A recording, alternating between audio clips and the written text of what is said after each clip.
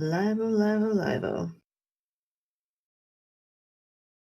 Hello, you pretty people. Soloing Lumina quest straps right now. Nice. I actually finished the last step today. I'd kind of put it off because I got it all the way up to the last step before Guardian Con. I just completely forgot to do it once I got back home. And I loaded in because it's the Zol Strike. That's the final thing, and you have to bust 11 crystals. When I loaded into the strike, were they already on the they end? were, but they hadn't touched any of the crystals, and there's enough crystals in that ending zone to get it. So it's like exact same thing happened to me. I loaded into that, and they were they were getting the now what's it called, the spear from the room, and there's enough in that room alone. There's enough. Well, I didn't know that they were all. I didn't know that you only need 11. I was like, Christ, I have to go back to begin, because I thought it was like destroy all the crystals, and then I looked at it and I was like, oh, it's only 11. Okay, we're good. Yeah, it's not that bad. And then we got to the boss, and it was like I was like, man, I remember when this thing was a pain in the butt, and now it's like, bye. Yeah, it's not that bad. Not that bad at all. And I like the gun. It does fire a little wonky compared to what I'm used to, but it's not bad. It's not bad. Because that was the gun that I was running when we were at Guardian Con. When they were in the Crucible, I switched over to that one because I was like, yeah, why not? And it's fun. It was doing pretty good. I mean, I don't know, like that game felt slow. Yeah, no, I didn't have stompies on. My mobility was crap. What do you run your mobility at, if you don't mind asking, or do you know? Like the stat or the sensitivity? Yeah. Well, both. My mobility usually hovers around 7 or 8. Mm-hmm. All right. Let's see. I run my mobility at 10. Yeah, like I usually almost exclusive mobility. I tend to run a little bit more with armor because I solo queue, and it just tends to work out a little bit better. Because if I don't, then I don't have to worry about like super paying attention. Because it's actually the hunter. I mean, the hunter's still squishy, but but with the, God damn it, what am I looking for? With that perk, like with that particular bounce, I don't know, I feel like it actually does make a bit of a difference. And usually I'm running at a range anyways, so the mobility, like having a 10 on mobility is not as super important. Well, the only reason I'm running 10, technically 11, is because Stompies gives you 2, and it only shows up to 10. So I've got. Does it actually track past 10?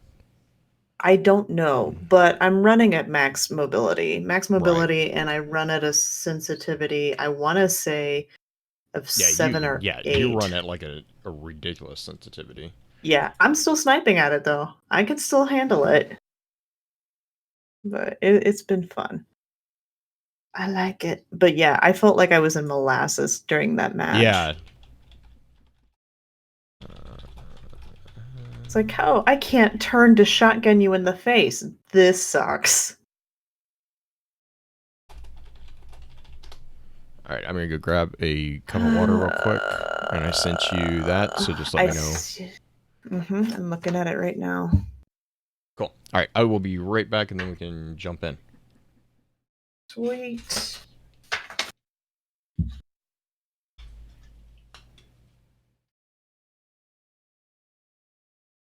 Sweet, sweet, sweet. How is everybody in chat?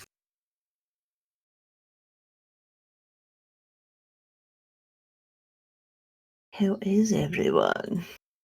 I see Screwball. I see Pins. I see Chinchilla.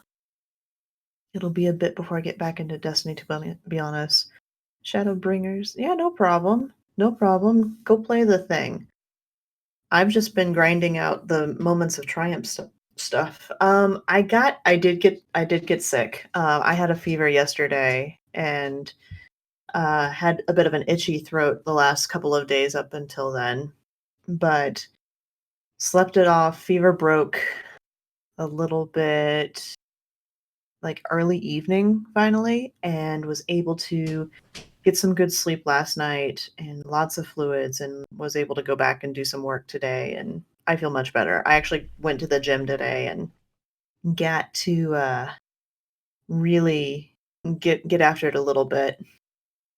Doing good. How are you enjoying talking to Danny? Danny was awesome. It was really hard to have a conversation with him because we were talking at the karaoke bar, and we were sitting next to the stage where it was very loud, but got to have a lot of really good conversation with him about Gambit and how the performance aspect about Gambit works.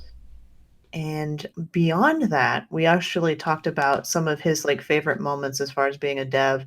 And one of the things that he was telling me about was that when there was some mission that he had no idea what the mission was, had never played the mission or anything, but he was doing a demonstration. And I think it was on the Xbox, it was on the updated Xbox everything. And there was a kind of a VIP that was going to come down, and apparently head of Xbox showed up as well as like head Oh of no. head of a bunch of other things to watch him play this mission because he's in charge of like performance, right? Mm-hmm. Mm-hmm.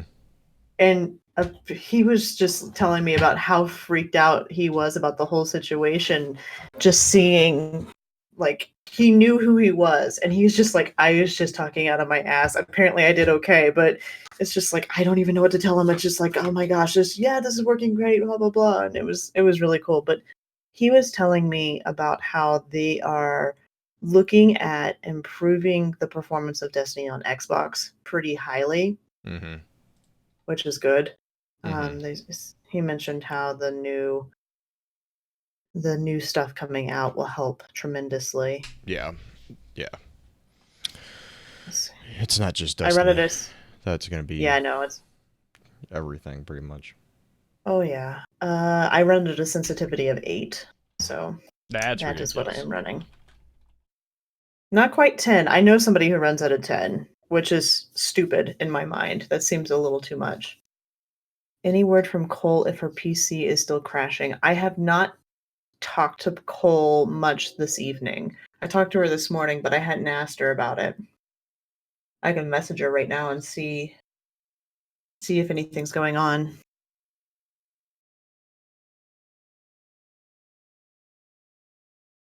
Did you figure out anything that may have been going on, Pins? He's Did test Pins lead or talk? something. Did Yeah, he helped Cole out. yeah.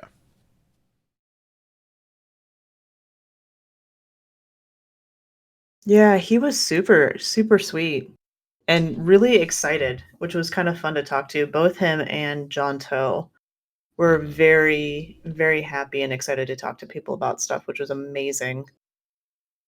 Hey, Lux. Ah, I see. I see. I see.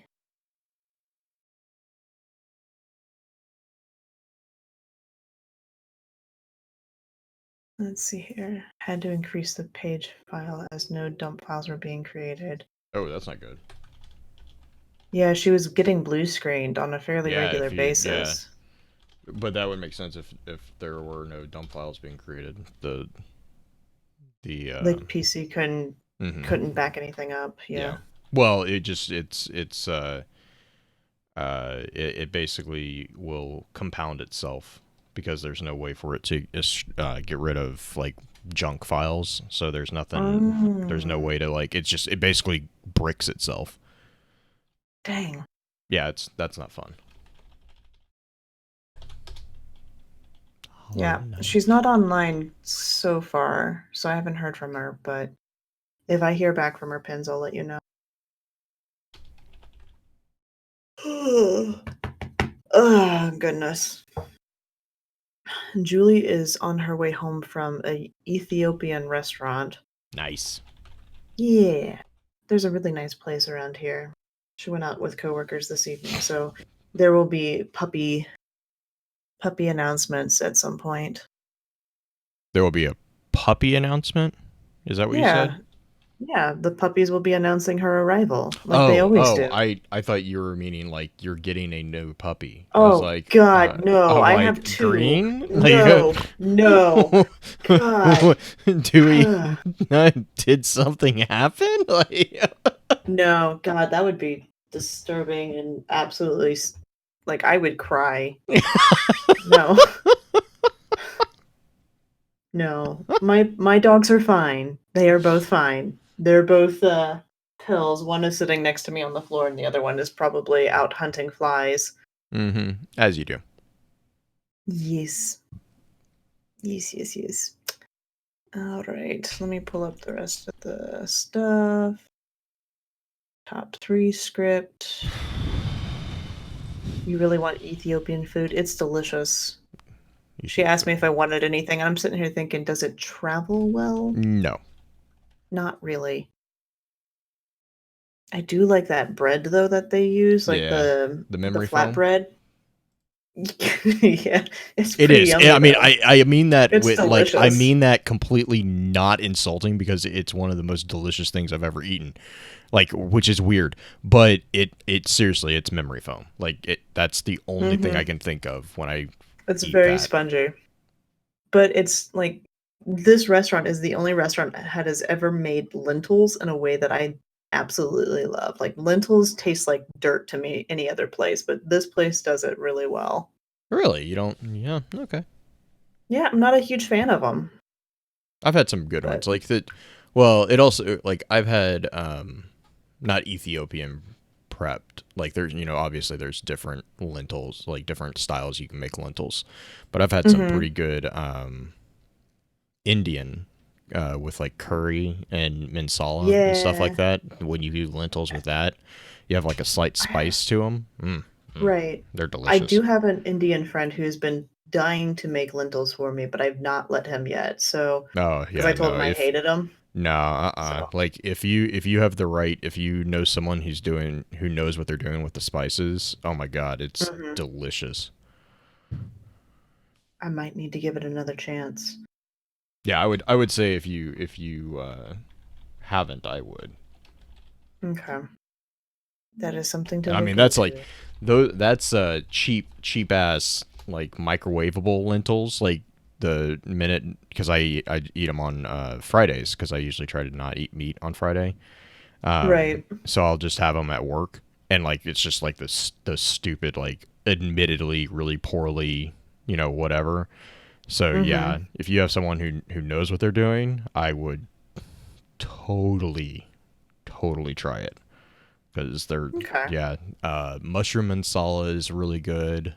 And the lentils, and then they usually have like there's some like curries and stuff like that. They'll have like curry obviously has some kick to it, but if you get one Right. that's like not like super kick, there's some really good like I want to call them chilies. I don't know if that's the best word for it, but A type of pepper type thing. well, like the type of like you pour it like I always put it over I just blanked on the type of rice. It's the really long grain rice. Basmati. Yes, basmati. So I always put it over basmati, and like I put like mushroom masala, lentils. And there's one other one that I'm blanking on. Vegetable korma. It's the other one, and oh Mhm. my gosh, it's so good, and it's so filling. Like that's the Yeah. thing with it is like especially the Lots of lentils. protein. Yeah, the lentils is just Lots of protein. Chili's baby back ribs and barbecue sauce. Thank you, Black Flag. chilies. Oh, goodness. Okay. All right, I got that. Could always do a food top 3. Food top 3s are always fun. Never had chilies. Oh, I mean, Really?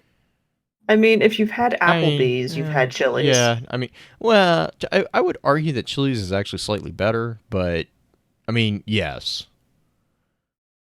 Yeah, you're not missing much on Applebee's. I'm like, uh, I don't like Yeah. Applebee's. Chili's is. Chili's is one of those things that's like, it's the awkward restaurant that you hate to admit that it's okay, but it's okay.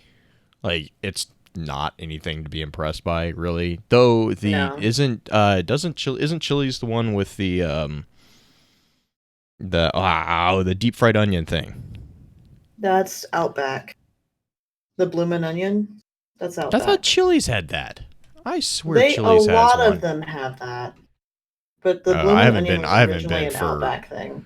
I haven't been in years to a Chili's. Chili's also has the Jack Daniel's sauce. That is actually Yeah, something the I Jack do Daniel's thing enjoy of is pretty good. theirs. Oh, no, what was the Can't think of a Yeah. Canadian equivalent. Yeah, I mean Just no, but what think chinchilla? Yeah, major it's not terrible, chain. it's not great, it's just kind of it's there. Like, It's just yeah, yeah. I think that's a fair thing. Like, It's a chain. It's a god major chain damn it, this where is gonna everything's drive me up a overly wall. Where's the produced. menu? Restaurant menu. No, no, Went to no. South African restaurant near Salt Lake City called Zulu during my vacation last week, and it was amazing. Nice. I Oh need to get yeah, out I need to to I need to try that. Salt Lake. We were about 2 hours from Salt Lake a couple weeks, Skillet actually last queso. month. That's what they have. I love queso. God damn it, this is Cheese. gonna bug Can't me. go wrong with cheese. No, you can't. Fresh You don't guacamole. want fresh guac, just like Mexican food done right. Mm-hmm. God damn it, I swear they had like maybe I am thinking Outback, but I swear we had that stupid onion thing at Chili's as an There's a appetizer. few different places that do that. It would not Are surprise there? me that Chili's It's is been one of like, them. again, it's been like forever since I even went. So I don't Every time you do a food top know. three, I get super hungry. Yeah, yeah. Food top threes are fun. Oh my god, they have fried asparagus. That sounds interesting. That sounds like it could be dangerous because fried asparagus overcooked gets really mushy, and I don't like it. Yeah, they're yeah. Yeah. Yeah. But we're doing top three stories, nothing to do with food. No, but now I'm looking at the rest or the menu. I'm like, oh yeah, there's all this stuff I used to look at when I was a kid. Like, this is one of the places we went all the time as kids. I'm really upset though because they don't have the stupid onion thing. Wasn't it? It was like Awesome Blossom or something like that. I don't remember this I don't know. freaking thing. This is gonna bug me. I know. Awesome This is Blossom. why I'm Awesome not Blossom at worried. Chili's. Right. Yeah. This thing. There's the yoga. It was I want ranked the worst appetizer in America. That is so much bullshit. And it was delicious. Oh, because of the calories. I was like, that thing was freaking delicious. I don't know what the hell you're talking about. Worst I have appetizer in so much America. freaking bright dust. So dumb. Jesus Christ. 2,700 calories. Yeah. Yep. That sounds about right. Yeah. Blooming onion. Use up all your bright dust, people. It's going away. Oh, is it? Yeah, eventually. I don't know if it goes away at September 17th, but it's going away fairly soon. So buy up all the things. My problem is I just don't have anything I really care about. There's a yoga emote that's adorable. I just I picked it up. nearly bought it. I'm not gonna lie. I was looking You at can it. get I'm it for like, bright dust. like no, I know. That's why I was looking at it because I look at all this stuff, the ones that are bright dust every week. I just go by, and I'm like, but I like my research one. I was playing the Gambit portion of Lumnia, and every time we got into the thing, I'd be like, I'm looking for answers. I don't know what the fuck I'm doing. Yes. I like it. It's tree pose, mountain pose, But there's no downward dog. warrior 3? No, warrior 2. There's warrior 3. I think you're making up words at this point. I'm not. I took yoga for 3 semesters in college. Oh. Whoa, I know shit. Oh my gosh. I like it though. All right. Okay. What? Huh? Oh my god. So you see what Screwball's saying? Australians don't drink Yeah, Fosters and they don't have shrimp on their Man at barbie. Arms. Yeah. Oh my So god. so Okay, f- so yeah, you go because there's some the funny facts about Man at Arms. well, okay, besides Man at Arms, I was actually going to talk about what Matt said at freaking dinner when we were at the Chinese restaurant. Okay, which one? Because, Because it was amazing. oh my god. So we're sitting there, we're having dinner with like He's Purple Chimera, Baxter, Mylan Games, Man at Arms, whole Matt's bunch like of people. Matt's And passing out as we're sitting there. Matt has never really had Chinese food, at least Oh, that's Americanized right. Chinese food. Yeah. And so we were trying to explain to him all these different dishes. And it got to the point where somebody mentioned shrimp because Matt does not eat beef. He'll eat pork or chicken, or he doesn't eat chicken. He's allergic to chicken. That's what it was. He'll eat Really? pork. Yeah. Is that why you didn't? Oh, So okay. yeah, so that's one of the reasons. But I mentioned a shrimp dish, and I kid you not, he turned to me and went, "Shrimp on the Barbie?" And I went, "Stop that. I know you don't mean that. Stop that." My favorite part of dinner with them was where he was so interested in the Halo story, but he could not stay awake. He was like looking Right? at pins and me while we're Pins. talking, and Oh. he's just like he Did was you like hear what he literally said he was like afterwards? I'm like, yeah, he's like, oh, so this is what it feels like. Hashtag pew pew. Thank you for the sub, Dolan. Oh my god, yeah, that was funny. Just this is what it feels like for people to watch my videos. Yes, yes, Mylan. This is very much so. Although, according to Julie, Fife has the more like fall asleep to voice. It Mylan depends. has Like yeah, they both get after it like that. Mylan tends to be more monotone. Like that's the thing with that puts me to sleep with him. It's like No, he's like bop bop bop bop bop. I'm like, you know what okay. he reminds me of? Oh no. There was a podcast that was put out of Australia that was a meditation podcast Oh teaching you how to no. meditate. And I swear to God, Mylan did the voiceover for some of it because it sounds exactly like the gentleman who did it. I'm like, what are you doing? I kind of want to find a clip and send it to him. Be like, is this you before you did Destiny? I found you. I found you. Oh my gosh. Yes. Fun times. Guardian Con was fun, guys. I'm sure we'll talk about it a little bit on show. Probably. Yeah. That way everybody can hear. Matt is the young Australian Ben Stein. Oh god. Oh my god, Bueller. Bueller. I use that GIF during conference calls all the time. Oh really? Yeah, there's always like someone who's supposed to be on the call who just doesn't show up, and for whatever reason, it's only with vendors because like we have we have kind of like a policy with our team that we basically will do roll call if it's like a super important conference call. We have like the list of attendees that we invited, and we just basically run down and we're like that, and if you're not there, you basically get flagged as not being there. Right. And that's the only time we do it. But we're always on the call with vendors, and they always are like, "Is so and so here? Is so and so here?" And I'm like, "Oh my god, we've wasted 5 minutes of you basically going Bueller, Bueller," and it's like, "Oh my god, freaking!" And so we have I do not miss conference calls at all. we have a running group chat like between like the three of us on the team who are just like complete smartasses. We have a running group chat that's just solid gifs, and during conference calls it's just pages and pages and like it's all it is we sit there on Giphy and basically verbatim search whatever's being said by the person who's talking. Oh my gosh. We got some pretty interesting ones. I'm sure you did. Clear eyes, get the red out. Wow. Oh god, that's Oh a my long one. What's that? That was a while back. The Visine commercials. The red eyes. Clear eyes. Get the red out. Oh my goodness. Let's see here. That's amazing. I don't even remember some of the stuff. It was just so random. All right. Ooh, okay. That's good. That's good. So, we ready to start this thing? You want to start off Audacity? Yes, actually, let me pull that up.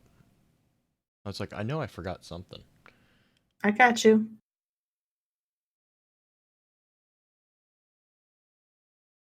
Do.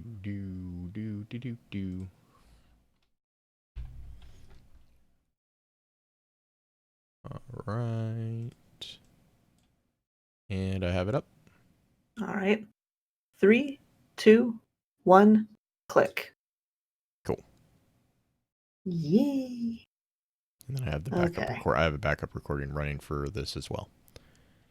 Awesome. So we Awesome. should be good to go. Yay. Everyone clap like Baxter to sync up your audio. Gosh. He was so happy. He was so happy. The surprising thing is we did the ending clap in one take. Did you hear me when I was telling Bife? I was sitting there when they did that, and I was like, the back of my head was, wait like half a second. Wait like half a second. God, wait. I would have just shot daggers at you. I was sitting there, I was like, don't do it. I've already pissed off enough of this community right now. No. Although Bife was so ready to be done. He was like, I have another thing to be at. Well, he had to go to the whatever rare drop event. Yeah. Yeah. Oh my gosh, that was so funny. All right, okay. Yes. All right. Cool. Welcome to FFC Top 3, a show where we, your FFC hosts, count things down from 3 to number 1. Thank you for joining us this week. If you have a suggestion for a topic for Top 3, be sure to drop us a note on Twitter at FocusFireChat, in our Discord, or even email us at focusfirechat@gmail.com. Or if you are so inclined and you happen to see the poll go up on Twitter or in our Discord, drop a note at the bottom of that. I do think that we have, because of that method in particular, we have an obscene amount of top 3s listed. I think we're taking care of for the next few years. I was about to say, I'm going to have to start like clearing out some, because I think actually someone's comment last week was, nope, you guys seem to have enough. I'm like, I really want to add that to the poll. Oh, yeah. I mean, I love the different ones we have. I think there was a chat instigated in FFC Discord today about top 3 favorite smells, which is not this week's topic by any stretch of the imagination, but that person was really wanting the top 3 smells to make it onto the show, which would be a fun one to do. It could be taken so many different ways. But yeah, thank you guys for all your suggestions.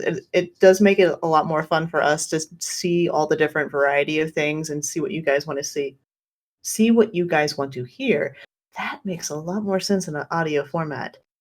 But this week, we're doing top 3 video game stories as our top 3 topic of the week. And it is just Blue and I this week. We are going to party hardy and get going. So Blue, I don't know how to stop this train. Start something, please. So my number 3 for this is actually a game that sadly we will never probably ever see a sequel to because of legal issues. But Too Human, and then probably actually it's a tie between Too Human and actually tonight's what we're doing tonight, the Extra Lore, Darksiders. Really? Both their storylines are really fascinating for completely different reasons. Too Human is amazing because both from a mechanic standpoint, it's just a fun game. Like, I love the game, but it also has a really, really unique and just, in my opinion, awesome take on Norse mythology. And then Darksiders is, again, it's got a great mechanics. It's really fun to play. And also, it has a deceptively very deep story going on behind the scenes. And it's another kind of one of those ones that's like, it starts off, and we'll talk about this later. It starts off on something that's like, okay, I recognize that, and then goes in a completely different direction. And it's like, all right, we're going to go this way. And it's like, wait, what? Like, where are you going? And Yeah. because of that, it's really like, I love those kind of twists on popular mythology and stuff, because it's just so unique. Hmm. I definitely think that after going into the lore on Darksiders tonight and just kind of doing the study for it, that I really actually want to go and play the game, because I was Yeah. never interested in the game Oh, because really? Okay. Yeah. like it never popped up on my radar, because I'm Mm-hmm. not a huge I liked God of War, which from what I've gathered in this and how it goes in story wise it has kind of the same feel mechanics wise Yeah, it ish. really does actually. And that part is what got me started on it. I bought the Okay. first one because there is no, and we'll talk again. We'll talk about this in the full episode. But I got it because God of War is an exclusive PlayStation title. And Right. so I have a PS2, which is what allowed me to play God of War, and I believe God of War 2, but then God of War 3 was Mhm. on the PS4, I believe, or PS3. And then the final installation, or the new God of War, is on PS4 with the Norse Right. mythology, which is, and that storyline's They really cool announced too. another one. Yeah, yeah, yeah. It's gonna be. I think they're doing another trilogy. It's the sun. Yes, yeah, because they're tackling the Norse aspects now. Yeah. But Which but that's actually what got me interested in the first Darksiders. And the first Darksiders it's just an absolute blast to play. Um, right. and then I got the second one for free, I think, and I started playing it, and it was kind of like they were doing the whole thing of like the pendulum swing of how to get people more interested in the story, and Mhm. it created almost a grind aspect to the game, which normally would be fine, except I was already in a couple other games at the time, so I wasn't really looking for another grind. So I dropped it, sadly. But after doing this whole research for this prod, or for this tonight, I think Mhm. I told you, I was like, man, I kind of want to go back and play 2, just because I want to play 3, because 3 is about Right. Fury, and I there's a like lot of stuff. Fury Yeah, a lot. there's a lot of things that again, we'll get into with the whole thing. But yeah, but Two Right. Human, if you guys have, if no one has played Two Human, I really encourage. It's really hard to find a copy of it, because the studio, I'm trying to remember, the studio that put it out, uh, they got in trouble for the mechanics that they used on the game, because basically they used it without permission. Let's just put it that way. And so I don't know if they got shut down, but I know that there's no sequel coming out, which is really sad, because between the cutscenes and the storyline, it is seriously one of, like, I would argue, one of the best games I've played on console. Oh yeah. Like, it's super fun. It's a super unique take on Norse mythology and the sci-fi genre. And it's just, they did a really good job. The sense of humor is just, yeah, it's just like everything was just extremely well done. And the sad thing Nice. is like, it ends, and it was designed to be, it's supposed to be a trilogy, and so it ends on this giant cliffhanger, and then, like, I think it was like 3 months after they published it, they basically came out and they're like, yeah, we can't finish it. I was like, ah, so Mm, go into it with knowledge that it's like, it's both it's like a Firefly thing. It's like the best thing, but the worst thing also, because you're like, no, I want more. Can't get it right. though. Okay, so my number 3 is similar in that we will never get a conclusion to the story. Except for mine is considerably older. It is a story of a love lost, a love that is constantly lost and never could be truly, truly found, where dinosaurs eat eggs and shells, and you take a feather and fly. It is the Mario story, which in some ways is really ridiculous, but they never will finish that story, and it's kind of heartbreaking, and it's one of the first games I ever played, so I'm counting it as one of my top stories because That's fair. I wanna know why. I wanna know what in the world, like, there's gotta be, like, a deep reason why Bowser and everything, like, did Bowser, like... But there's not. That's the funny... But, That's but, the... but, puppy announcement. We will pause for a moment for Caleb to howl for his mother. Yeah. Caleb, come here. Hush, baby. Good boy. It's like slightly painful. I know, right? Every time. Every time.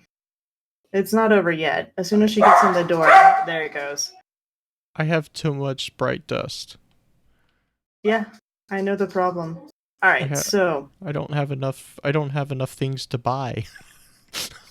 yeah, I know. You've got a couple of weeks yet. Yeah, no, I need to remind myself to go actually do it. All right, so Bowser though. I don't understand Bowser's story. Like why is this turtle this angry turtle? Like turtles aren't supposed to be angry. This have you ever seen whoa. Have you ever played around with a snapping turtle? They're always pissed. Like they are always and they're fast. Like they're so fast. But Ninja Turtle, they're not angry. Well, Raphael's angry, but he doesn't count. But are they? I mean, seriously, it's just I don't. It's like the most unsatisfying game ever because you never get the ending. Well, you have to sacrifice Yoshi all the time, so. I know. I feel bad for him. The gifts that get made are just so bad. Like it's just like. Did you see the creepy lifelike versions of yeah, like have you seen the one where it shows the Mario brothers what happens after they fall down? Oh no. I'll have to find it. It's both like super creepy and also really well done.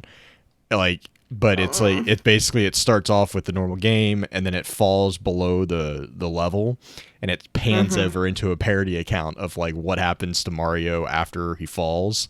It's like I'm like, oh my god, this is so creepy. All the dead Marios, all the dead Yoshis, all the dead Marios, all the characters like they're dead and they're in various stages of death. It's like there's a I think it's a Luigi is down there and he's like I'm like, oh god. Oh my god. He survived. Just like cowering in the corner. No, he survived the fall and he has had to scrounge his way through things. Oh, so he's like food. A reaver now eating yeah, it's Marios. real. I'll have to find it. But yeah, then there's the cartoons of like Yoshi, like Mario, like flipping Yoshi off as he jumps off of him. It's the little fat Mario that's doing the flip. Oh my god, I love it. Needless to say though, Bowser's just a snapping turtle, and he's just Bowser's so angry, so angry. Anyway, yeah, that's my number 3. Mario, the Mario story will never end, and it is the most tragic thing in my mind. Because he will never find his love. Although I don't think they actually like each other. That's never been clarified. Just saying. Little do you know that Princess Peach and Bowser actually do feel strongly for each other, and Mario's the bad guy. Right? Dun dun That'd be a dun. twist.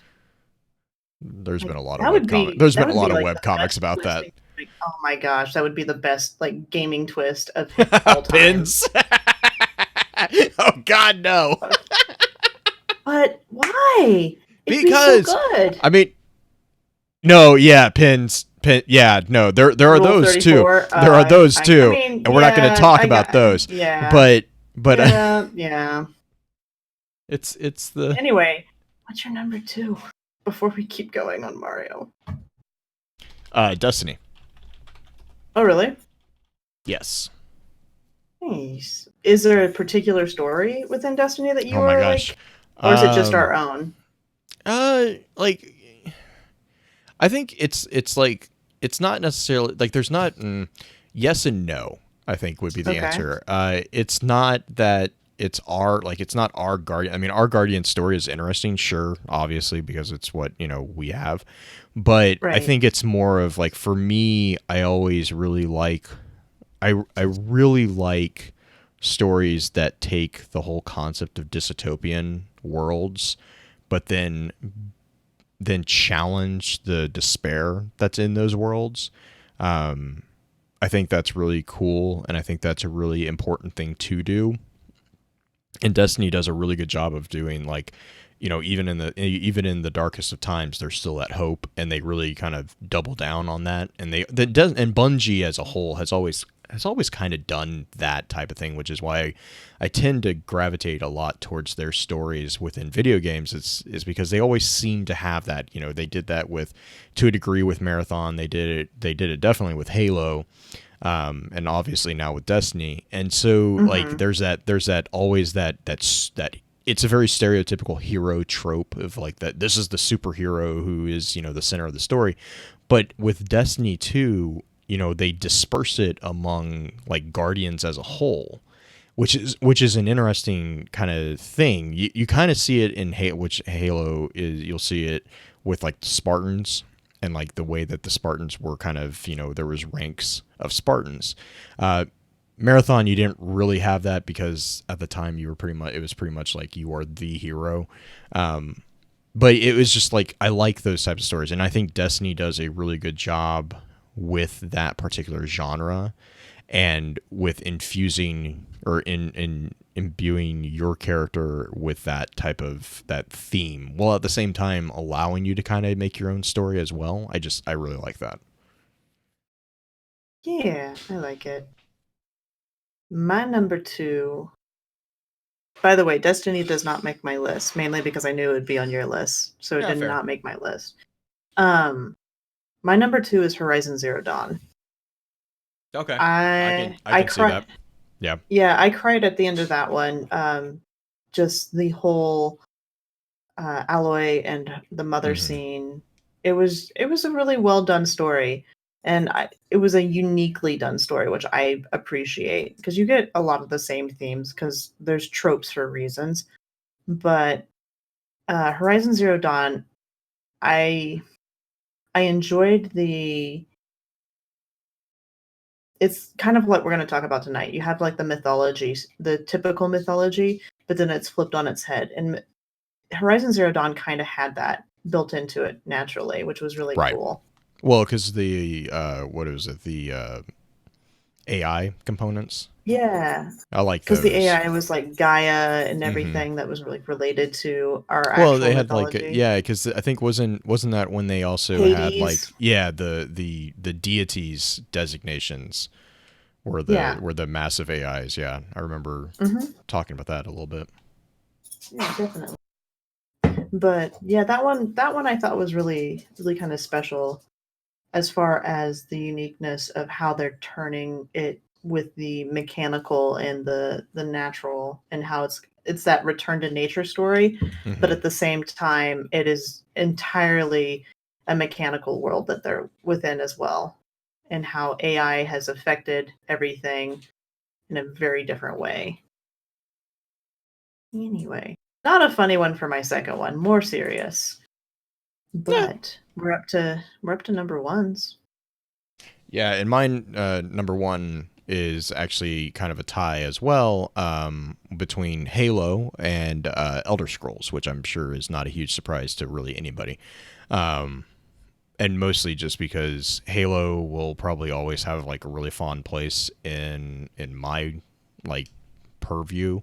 And then Mhm. Elder Scrolls, just because Elder Scrolls does a really good job, with bringing that sense of, like, Tolkien esque fantasy, into Right. a video game. Like, I think they just do a really good job of translating that world into something that is both enjoyable but also not impossible to understand.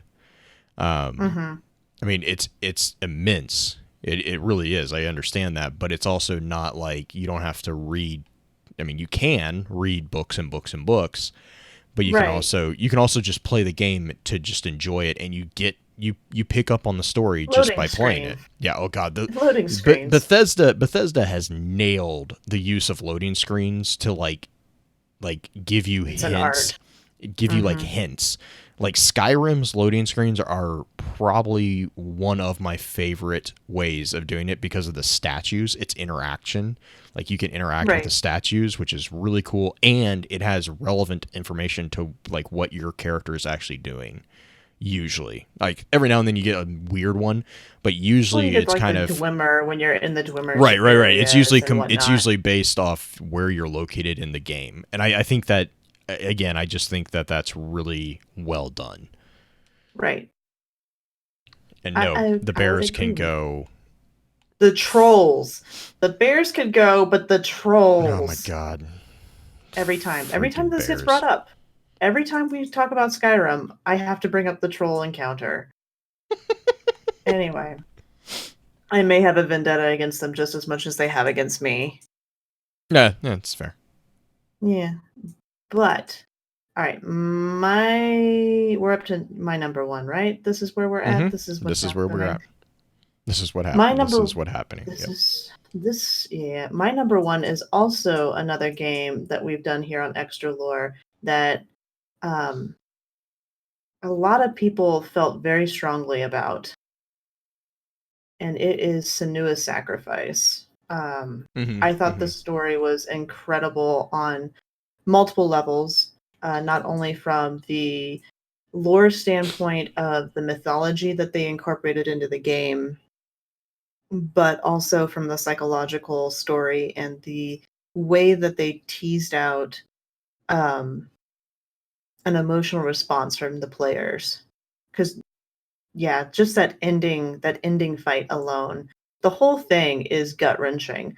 But the ending fight alone, once you realize what happened and what's going on, it's just like, oh, you Mm-hmm. just you want to play it again, but at the same time, you don't know if you want to put yourself through that pain again Mm-hmm. because it's so dark, so deep, but also so good, so good. So if you have not played that, or you don't know the story and you don't want to dump a bunch of time into it, there are some really great I'll be honest. I lore have it. playthroughs.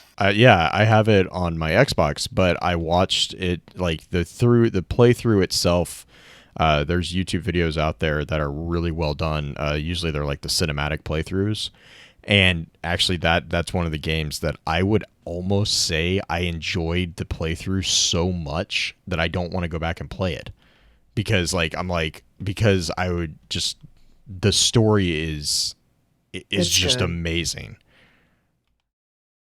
Yeah, it is really, really good, but it is one of those ones that you have to go in knowing that it's going to be dark and Hmm. knowing that it's going to be It's gonna break your heart. disturbing. It's disturbing at points too. Oh Not from like well. like there's the scary aspect, like the nightmare-esque aspect Hmm. that's in it, which I do not do scary games. That is not my thing. I don't do scary movies. I don't do scary games. This one I would be willing to play, even with everything that's going on in it. It is good. Anyway, that, because there's only two of us, is actually our top three. Do you want to talk about top three at food or something? Because people tend to really like those. We can keep going. We can do another 30 Keep minutes. going. We could do another. Just random top three. Green really wants to do a top three this week, I guess. Like, I mean, I I mean, like it. I like it. what about the top three memories from Guardian Con? Just back to back to back? Or do you want to go Yeah, back or and just forth? like yeah, or Uh, yeah. Either talking. way, I don't care. Okay. Talking with devs, whether it was Gambit dev Danny, or like performance dev Danny, or Jonathan Toe, then helping out the deaf gentleman through the Crucible Cody, match. he was a Cody. beast. He was really good. He was He was actually part ridiculous. of the raid team that beat the raid on the deaf team. He was Yes. part of that team, which Yeah. is really cool. And then number one moment would probably be our after lore panel that we Hmm. did up in Mal's room, because it's really nice to sit down in a less formal setting and talk about it with the other lore members in the community. Anyway, your turn. Yeah, so top 3 is basically, for me, the number 3 would be just getting to see everybody. Number 2 would probably be our lore panel with Jonathan, just because right before the lore panel, it's mostly just chatting with Jonathan, and then the lore panel itself, because Jonathan is like, he's super, super humble about what he does. And then, yeah, same for my number 1 would be the after lore panel, which is kind of a mouthful, but yeah, again, just because, or the dinner at the Chinese food place with Matt, and watching Matt try to stay awake while he was listening to us explain Halo was hilarious. It was pretty funny. Just because, again, these are people that we interact with, we interact with on a very frequent basis, but we don't actually get to physically interact with them. And it's just nice getting to actually sit down with everyone and actually, see their face and actually be able to talk to them in person. And yes, Pins does have a part. I think I would be remiss not to include also ran with just Man-at-Arms in general. Oh my gosh. Because that gentleman is both hilarious and infuriating at the same time. Like, poor Matt. Matt was basically Man-at-Arms' roommate for the weekend, and I'm pretty sure there was a small part of him that was regretting that decision, like, the entire time. But at the same time, he put himself in that position. He did, and he knew full well what was going to happen. The tweet that he had before.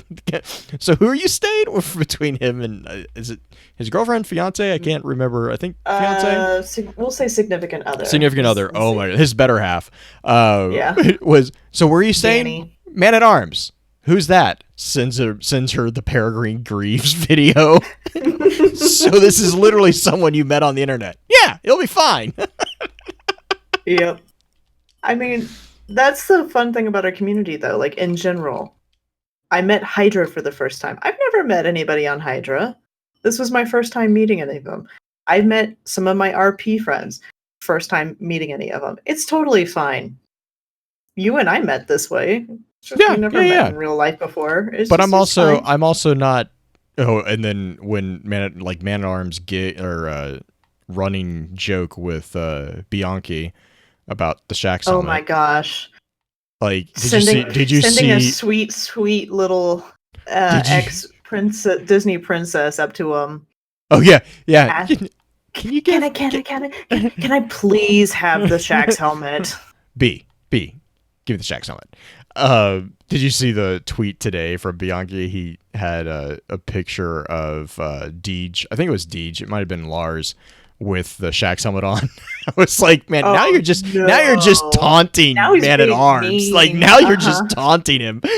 Yeah, this is on purpose. B, let me have the Shax helmet. Oh gosh, yeah, good memories, good stuff. You get a double whammy, people. 2 top 3s back to back in the one small package. Anyway, I think I better cut the show. Otherwise, we're going to keep going with G-Con memories, which I would not mind. But thank you guys for joining us for top 3. Next week, we are doing top 3 RPGs, which is going to be very interesting because that's going to let Blue talk about RPGs. So you're going to hear more about Skyrim and Oblivion, likely. Probably. But not gonna lie. Though it's not video games. It's just open RPGs. It was just open RPGs. So, I mean, but I love my Elder Scrolls, but they don't hold a light to most tabletops. I will be honest. Ooh, so we're going to talk about some tabletops, and we will have a guest that will fit right in with that, I know. So, thank you guys for joining us this week for top 3. Next week, can't wait to see you here again. And remember, everybody loves a list.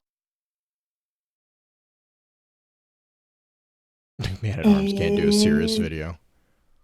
He's been sending me the script. I know you read it. I read it. You were not supposed to. I understand that. Apparently, I have set off a chain of events that has resulted in him, like, making a competition out of it. I'm like, I didn't Yeah. know that I wasn't supposed to eat, because he sent me a message and he said, hey, and like, I like, in hindsight, it's like, okay, this makes, it makes sense, like what I should have done, but I'm so used to people sending us stuff like that and be like, hey, can you read this? And when they say that, they mean like record it.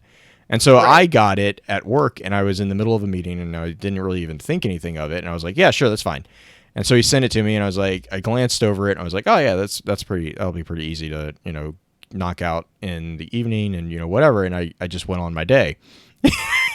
Not knowing that I was not supposed to record this whole thing. I was just supposed to read it and be like, yeah, good job. That looks good. Which it does. It sounds amazing. It looks amazing. It's actually a really good one.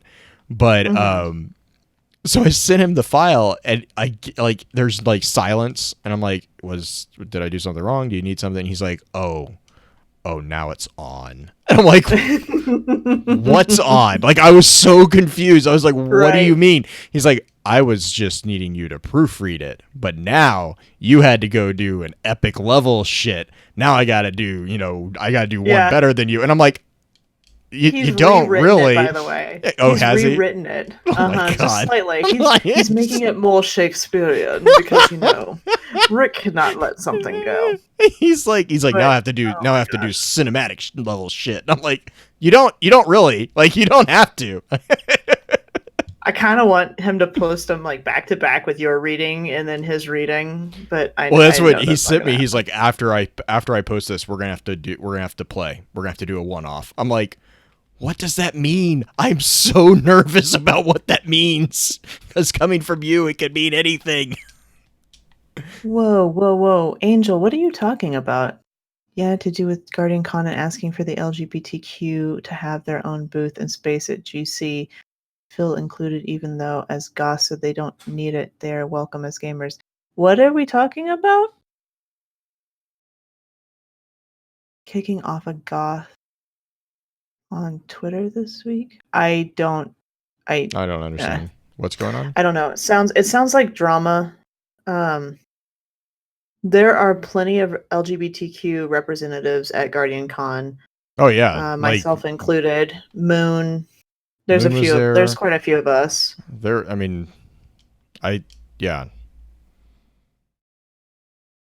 Oh my God, there are so many harpies. Why are there so many harpies? There's so much drama these last couple of days. I'm glad that I missed the drama. But remember, we're gonna march on Area 51.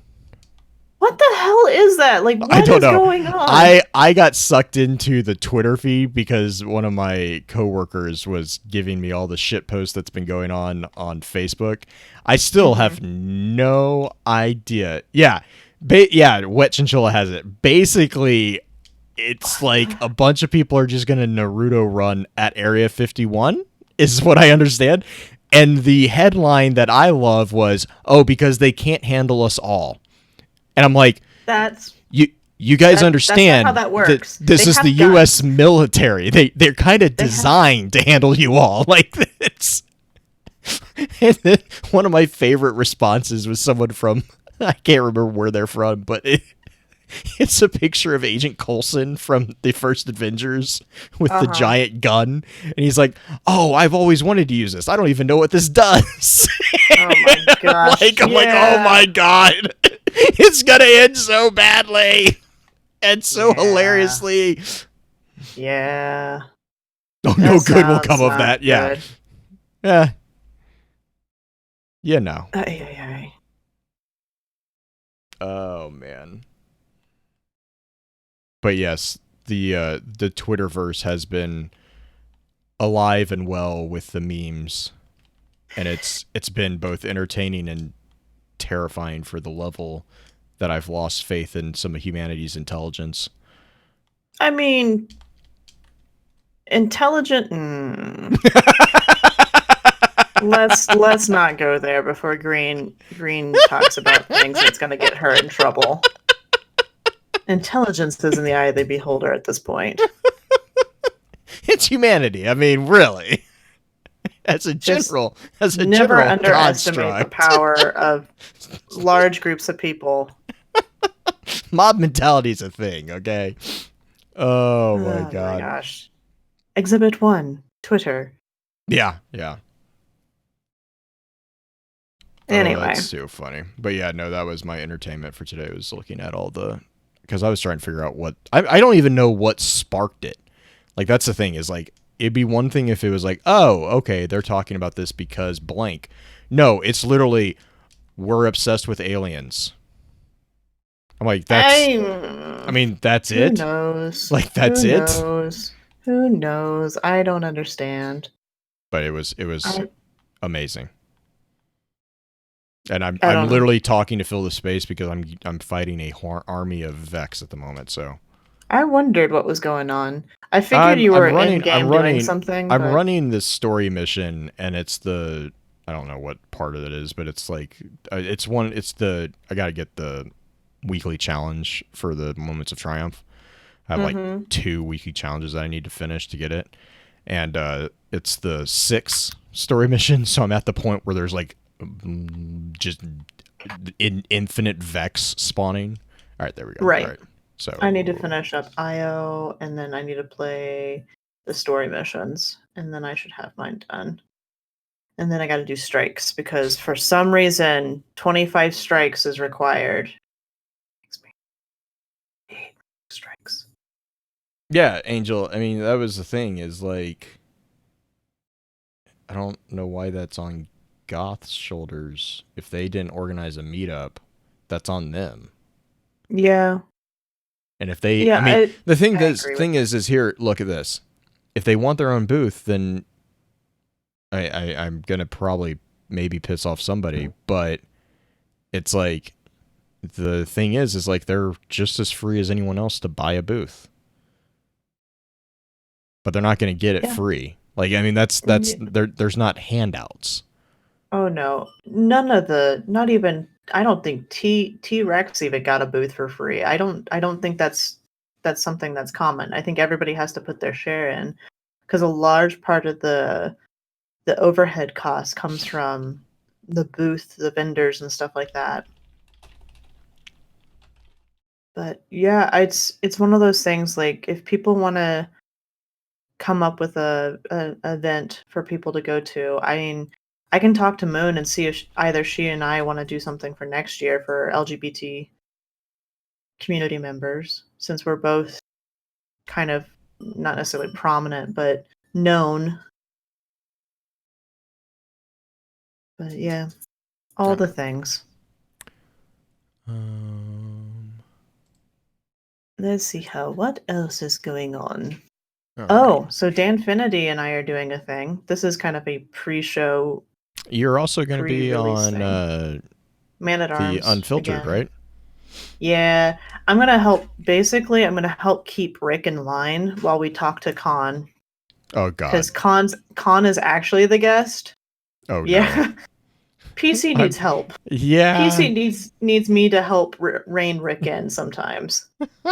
Keep Pins. Keep Rick in line. Like I mean, you I could can tell speak him his if he. language. You could tell him that if he behaves, he might have a chance of getting a Shaxx helmet. That might work. No. If he behaves, he might actually get to have a glass of wine with me because, dear Lord, he asked me every day if I'd go have a glass of wine with him. I'm like, no, I've got other things I have to do. I'm sorry. Plus, I know drinking with you from the experience of Matt is not going to end well for me. The story of the whiskey. Oh my gosh. That man. Oh, I love him. Yes, he's a hoot and a half. Yeah, he wanted a glass of wine because apparently I'm a sophisticated lady. I don't know where he got this idea from. Because when I was on his show last time, I had a lot of whiskey, not wine. I don't drink wine often. Uh, so I don't understand why he thinks I need a sophisticated glass of wine, but yay. Yeah. Yay. Oh, and Green replied to your tweet a couple months ago about what you can't do in D2 and said about Pinnacle Cruise. Yay! Congrats! I know that it was kind of forced upon you because of Moments of Triumph, but congratulations for getting them. I knew you could do it. But wine? Why wine? I don't know. He's trying to be smooth, and it's coming off really awkwardly. As you Grape do. juice. Eh. Check your Twitter. Apparently, we have to check Twitter. Hang on, I'm fighting a giant Vex. I will check Twitter. Phone is on 1%. Fuck! Speaking of the devil, look who just showed up in chat. We were just chatting about you. Like, literally just chatting about you. Hi, Rick. My phone is at 1%. Plug it in! Plug it in! It's so I'm at bad. 30%. Oh my god. The IQ of a straw. Okay, so Doom sends us this meme that says, Area 51 will either be the most successful government takeover of all time, or the biggest fucking graveyard home to the greatest Americans with an IQ of a straw. Either way, the memes will be... Anyway, that's where it ends. The memes will be... Oh my gosh. Oh, goodness. All the craziness. The birth of a new meme renaissance? Oh god, no. It's like Florida Man Take 2. Oh god.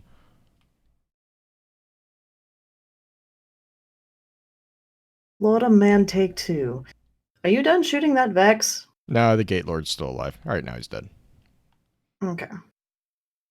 I was actually done, and then you started talking about something with Danfinity, so I ran to the next room. Oh, right. So Dan and I, because you asked about Man at Arms, and I told you I was going to be on his show again Tuesday. Yeah, I know. I'm fully aware that it was yeah. me that was.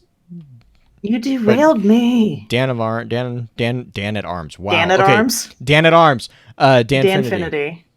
So Danfinity has come up with a. Do you know what Good Mythical Morning is? Yep, it's freaking hilarious. Yeah, he's gonna do something semi-similar to that, but for Destiny. Oh god. A daily Destiny digest. Oh no. And I don't know if he's gonna make it as funny as Good Mythical Morning. I hope so. Good Mythical Morning has some like amazing highlights. There's some stupid stuff that they eat on that show. The spicy candy. Oh my gosh! The best part is when they're like candy ones too. It's like the best part of the spicy was when they found the one that won. They just like threw everything else out. They're like, nope. Yeah, that was ridiculous. Or the ice bucket challenge that they got each other the French so fry bad. Challenge. Like French fries from all the different restaurants. The ice bucket challenge was the one that they ended up sitting down in the bathtubs, and they had to have an EMT on site because both of them would refuse to back down from the other. It was hilarious. Gosh. Yeah, those guys are crazy. But he wants to do kind of a daily digest, and I am recording miniature lore segments for him weekly.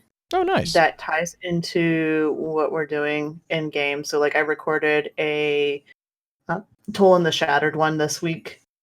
Oh yeah, okay. So, yeah, just some light introduction like things like I did for the show. It's been a while since I've done one of those. I should probably do some of those. But it's been a while. Life has been interesting. Anyway, not to call myself out on that. I'm doing those tiny little lore segments for him so he can have a tiny bit of light lore, and it gives us a shout out on his show. Yeah, that's cool. Yes, you missed the green intros, by the way. I will start them again, I promise.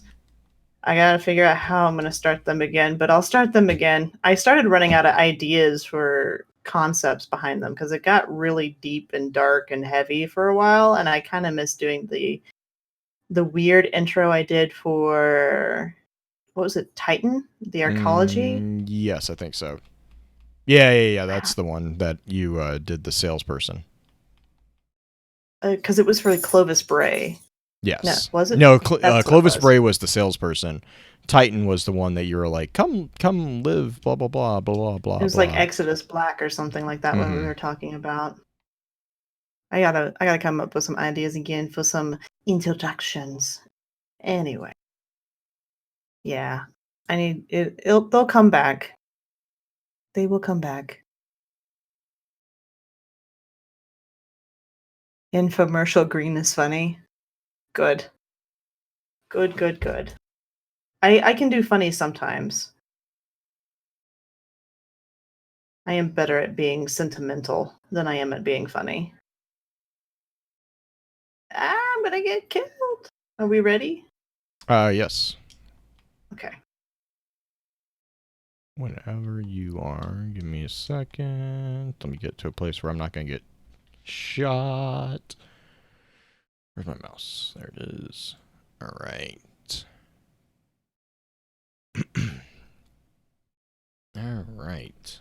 So, let me get back up here. Welcome back for episode 40 of Extra Lore, recorded live on July 12th, 2019, over on twitch.tv/FocusFireChat. As always, I want to give a big shout out to our live chat here with us tonight. Thank you so much for joining us once again. Our topic for tonight's episode is going to be a look at the Darksiders series. But first, let's run through a quick introduction of those on the show with us tonight. As always, this is your host, Blue Crew 86. Next up, and last but not least, we have our own master of social media, the one and only Green-Eyed Music Lover. Green, I hope you're doing well. How's the week treated you so far? Just the two of us. We can make it if we try. Just the two of us. I don't know. I'm See, I wasn't gonna follow up the question, but now since you're singing, I did have a request to get a status update on the whips from Guardian Con. I have one physical whip from Guardian Con. I did get a few tweets added at me of a few other whips, which were really cool, and I've been seeing a lot more whips online, so the whips are coming in. The whips are coming in from online. I mean, it could be much worse. Okay, story time. Doom for Zombies. Our Mr. Prankster, our yearly prankster, last year got Justin with the top 3 prank, and this year got me. Warned me, luckily, but also scared the bejesus out of me with his warning, because I knew this whip thing was going to be the big thing that everyone was going to try to prank me on, right?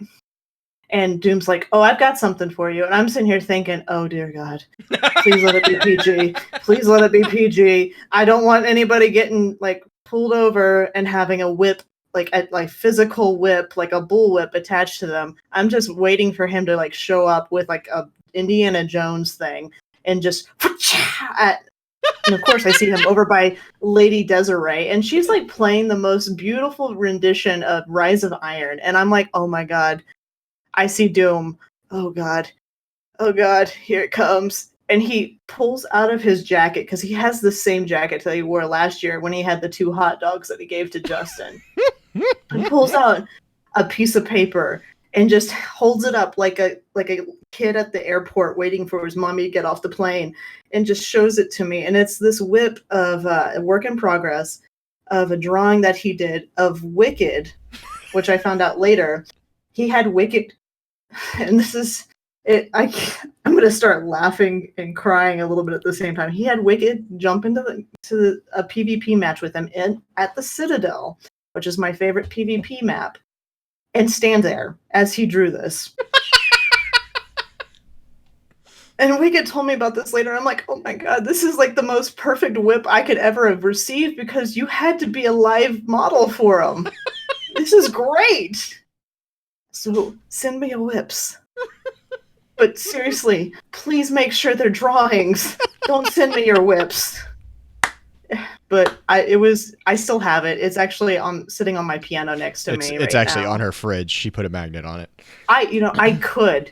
It deserves that honor. It totally deserves to be on my fridge. It was amazing.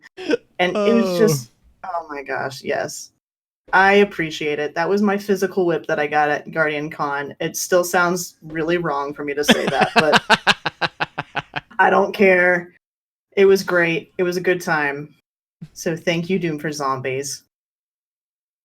Anyway. That is my story time. And I'm going to go back to being quiet.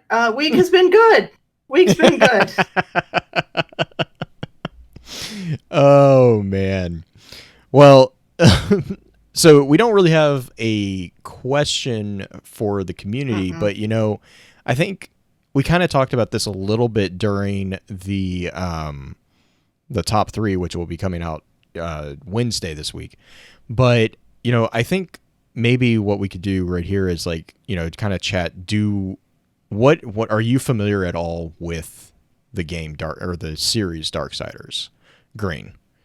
Am I? Mm-hmm. My familiarity with the game comes primarily from RP because Okay. the woman that I RP with, as she plays Mara and I play Petra, she also runs a Fury account. And most of my questions and my exposure to Darksiders itself has come through her because I'll ask random things because she'll post her RP starters, and it's very strong female character type, but Mm-hmm. also kind of doesn't take any slack from anyone. Bless you. Oh, excuse Bless me. you again. But it's been an interesting exposure. Wicked's kind of talked to me about it a little bit, but mostly it's been through this Fury RP account. Mm-hmm. Anyway, No, so that's fair. So you haven't played any of the games then, basically I is have not. okay. I we kind of talked about that a little bit. Right, right. It was just one of those things that never was on my radar. I didn't know anything about it, and the initial game style was something that I was a little turned off of because I Mm-hmm. don't like the big, bulky. I don't, and this is going to catch me flack from Beard if he ever hears this. I don't like the giant swords thing, which is a real big thing in the game. It seems like War has a humongous sword, like the Yeah, anime sword. which is funny though, right? Because you're also a big fan of Fable. Right. It doesn't make any sense. So, but I If guess Fable was Fable. cute cartoony, Yeah, I Darksiders guess. is gritty. Yeah, Darksiders is more of like the World of Warcraft esque type of thing. I guess it's more of that gritty reality, though it's not Right. like it's kind of like a weird cross, right, between the Fable cartoony and then like I kind of get it's more like a cell shade. It's not cell shading, but it's more of Right. that type thing. Okay, yeah, no, that's fine. Um, okay, so I have played the first title and most of the second title off and Mm-hmm. on, and I like we were kind of talking again. We were talking about this in top three. It's like this has actually gotten me back interested in going back and playing because I want to play now. Oh yeah, I want to totally. play three is actually the one that I want to get Right. to I because want to and play it with we'll get Fury. Oh my yeah gosh. we'll get into that She's a cool because character. she is a fascinating character. Mm-hmm. Not just from a mechanic standpoint, and Darksiders 3 apparently is notoriously one of the more difficult ones to play. It's very, very akin to Dark Souls as far as like the level of unforgivingness. So Okay. take that for what you will. Fair warning. Yeah, fair warning there. But before we dive into the summary of it, we'll run through our just a quick, housekeep notes, and then we'll get right into it. All right, so yeah, and chat's talking about that right now as well. The whole thing with the aesthetics, which is it's a very unique aesthetics, right? And I guess really kind of as a a high level introduction to this thing. The one of the big important things to remember about Darksiders is it does it uses Christian mythology as a starting point, but that's where the adherence to that particular source material ends. So you're going to if you go into it expecting it to be, a twist on the book of Revelations or, any of that nonsense or not nonsense, any of that I mean, it has that feel well, initially for it sure.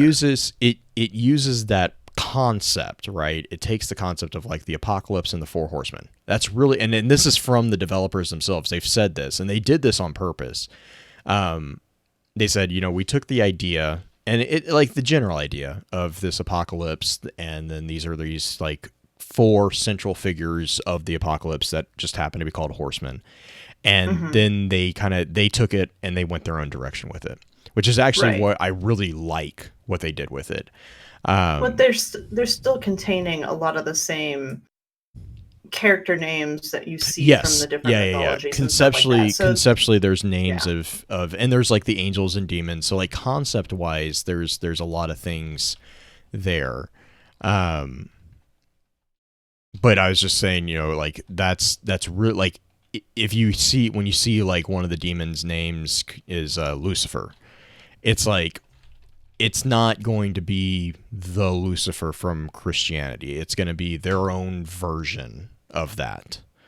And there's a lot of actually really good summary articles, because with Darksiders, I believe 4, I want to say, it's, I think, coming out, or maybe, hang on, let me make sure, because I know 3 just came out last November.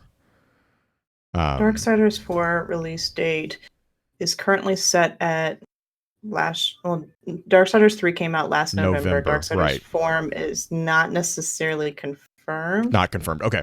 All but confirmed after performance of DS3. Fans have been asking for a game in which they can play the Horsemen in co-op mode with friends. If we were ever to get a Darksiders game that offers that feature, then it's most likely to be Darksiders 4. There's no actual confirmation of a release date, though. Right. And so Darksiders 3, and we'll like I said, I'm going to get into this, but yeah, Darksiders 3 was November of last year. Really kind of just to give you a general feel, I know Green mentioned the mechanics being kind of a turnoff for her initially. Darksiders is considered a hack and slash action adventure video game. It lives up to that genre. It really does.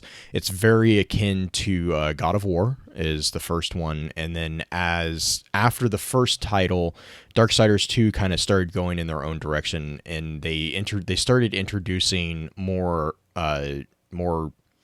RPG elements in the second one, and then they kind of doubled down on that feature within the Darksiders 3 release last November. The game, just some really quick stats. It was developed by Vigil Games. It was published by THQ. Microsoft Windows is it was released on all consoles. PC, I believe, is included on that. I know it's on Xbox and PlayStation, and I believe it's actually on the Nintendo Switch as well. I think I saw that coming out. So yeah, it's a game that is not console specific, which actually is where a lot of the interest for Darksiders, kind of got ground, was because Darksiders was released back in 2010, and it was right around the time that the God of War series was kind of getting steam going. But God of War was exclusive to the Sony platform. It was exclusive to PlayStation. So console players on Xbox were, they like, for me, I had played God of War. I had a PS2. I had played God of War and God of War 2, but then God of War 3 came out, and it was on a PS3. Well, I'm not going to buy a PS3. I didn't buy a PS3. I haven't bought a PS4.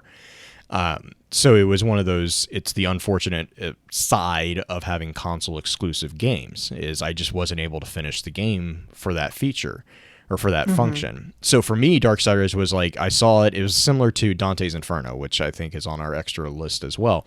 But it was like, it's that game that had that very same mechanic, or very similar mechanic. And I was like, it's got kind of that same feel. Darksiders especially has the very similar feel to God of War.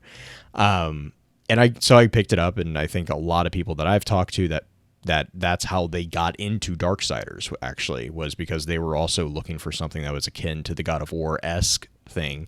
And that's how they got introduced. And then once you get introduced, it kind of the story does a really good job hooking you. And so to kind of run through real quick a high level summary of the 3 titles that we have out so far. It's important to know with Darksiders that the timeline that is followed within the game, Darksiders is actually both. It's congruent, isn't it? Yes, Like it's this. parallel to the three main titles happen previous and parallel to the initial game. So the chronological order, let me grab this real quick. Let me make sure I am reading this correctly. The chronological order is basically Darksiders, and then Darksiders 2 occurs during the introduction of Darksiders, and then Darksiders 3 is actually happening also parallel to 2. And it kind of takes place near the latter half of Darksiders. So the ending of the first title is actually as far as we've gotten in the story, and it'll be kind of But there's a apparent. lot going on. There's a I ton, mean, and it's because most a of it's massive. actually right, and mostly it's because it's telling the story before Darksiders even starts. Because Yeah. it's the story of the universe basically, right? Because again, this is the apocalypse. This is the end time. So the whole story is what has happened up until this point to kind of set the stage for these massive characters to actually come head to head. And so in Darksiders, the events in this title are pretty central to the overall series, obviously, like we were just saying. And so the main protagonist is the horseman known as War. And basically War is seeking to follow the supposed orders of a group or a character that's known as the Charred Council. Through these orders, he is actually tricked into beginning the end war or the apocalypse, and it then gets punished by the council with a sentence of 100 years imprisonment. So that happens at the beginning, and then then the game jumps forward.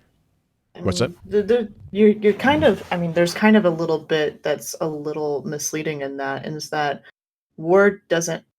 I mean, he doesn't realize War is not the one who kicks off the apocalypse necessarily. War shows up because of a trickery thing, and Well, then gets blamed for it, and then the council comes so and imprisons uh, him for the 100 years. yeah, well he is the one that breaks the final seal. Right, but that doesn't. You don't know that at the That's beginning. right. That's right. That's right. Yeah, I see what you're saying. Okay, yeah.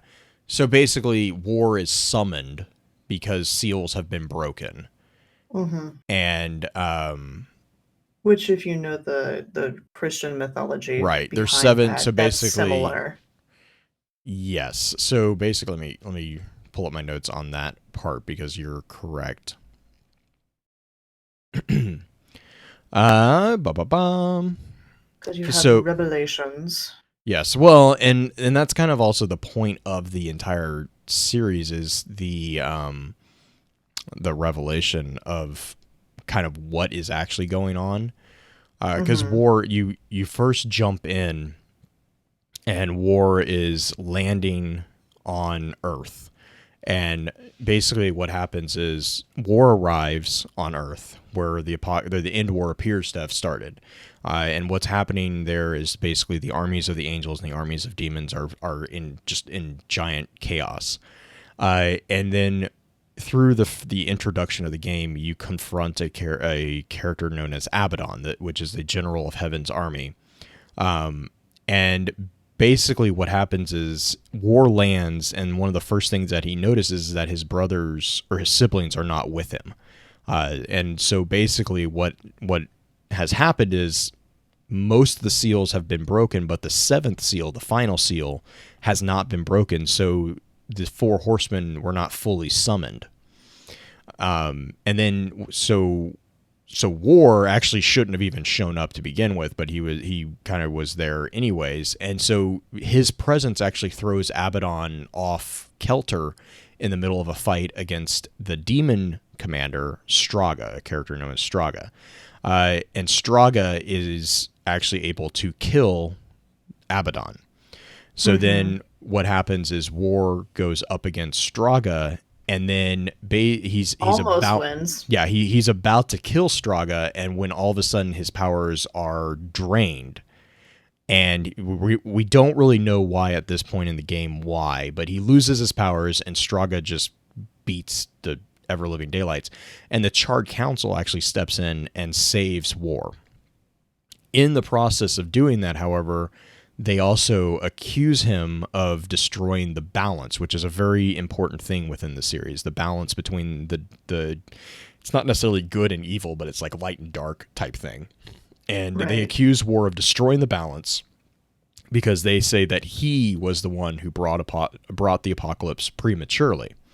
Now, the problem with doing this is that by bringing the apocalypse into existence prematurely, that has the result of destroying the kingdom of man, which is a very big problem, as you will find out through the gameplay, because the kingdom of man is what's called the third kingdom.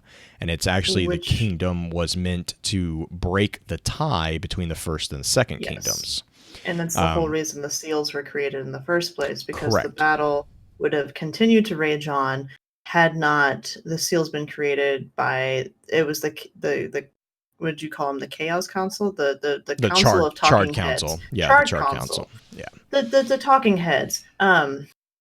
They basically had to step in and create this truce with the Four Horsemen, who were eventually given all those different powers in order to a bunch of different things.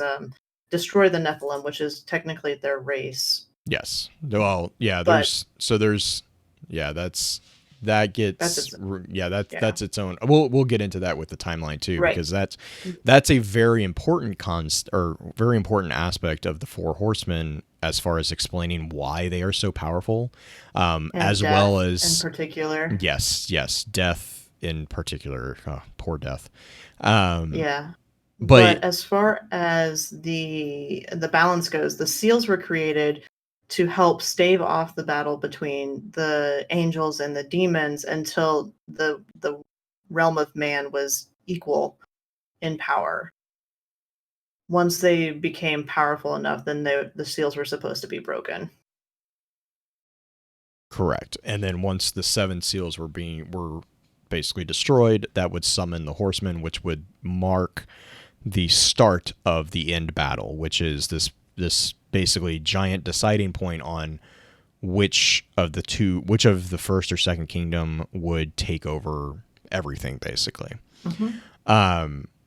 So basically throughout this entire trial of his, War holds to the fact that he is innocent, and he repeatedly requests the permission to hunt down those who actually did break the balance. And the council agrees. Following his imprisonment of a century, he is stripped of his power. Or prior to his imprisonment, he is stripped of his powers, and then following his release, he is bound to the Watcher, who is one of their servants. And basically, the Watcher is given the ability to kill War if he strays. He's basically on parole. And he gets one chance, and if he messes up, the Watcher will kill him.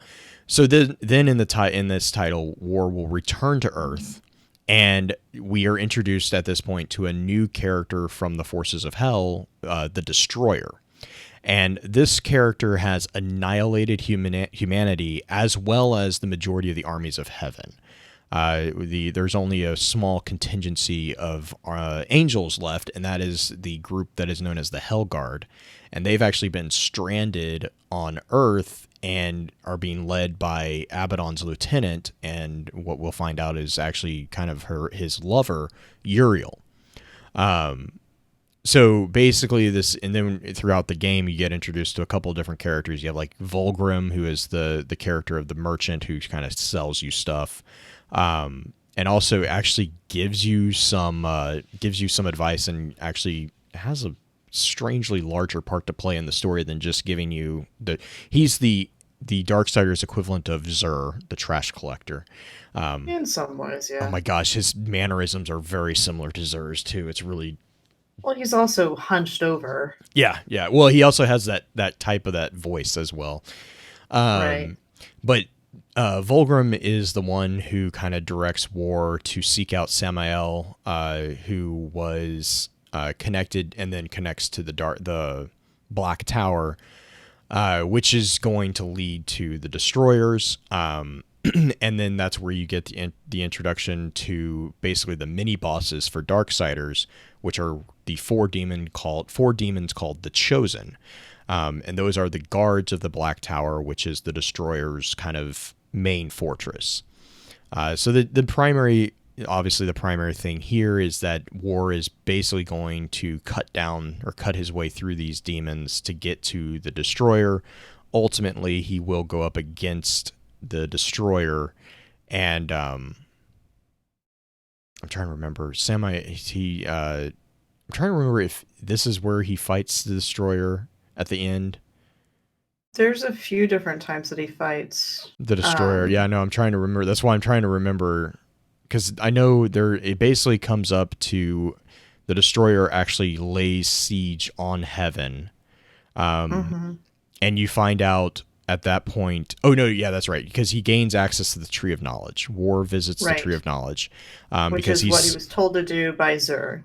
Not Zur, but the other guy. Yeah. The guy so Volgrim tells War to go to Samael and tells him about the Black Tower. Man, gosh, Destiny is infusing everything. No, you're fine. The Black Tower. When he goes to Samael tells him, okay, I can help you, but I need you to take out the Chosen. And he needs to bring the hearts of the Chosen to Samael to be given access to the tower. Through the process of defeating the Chosen, War is introduced to a member of the race of Makers, known as Ulthane. And I'll come back to him because he's actually pretty important. Ulthane will eventually come to help not just War, but actually all the horsemen. And so that's a very important thing. Ulthane is a blacksmith who is able to actually repair and augment the weapons of the horsemen. So, and then also through this process, War meets up with Uriel and her Hellguard, and basically also has a vision. Yeah, and well, the thing with Uriel and the Hellguard basically agree with the Charred Council that War is responsible for this whole mess. So it's it's kind of this weird thing. And so then War takes out the Chosen, and he brings the hearts back to Samael. Samael takes the hearts and sends War to the Black Tower with this like weird thing of like, okay, we'll meet again. So once he gets to the Black Tower, War encounters another angel named Azrael, and this is the angel of death. And what happens is Azrael is actually been imprisoned and fused into the Black Tower.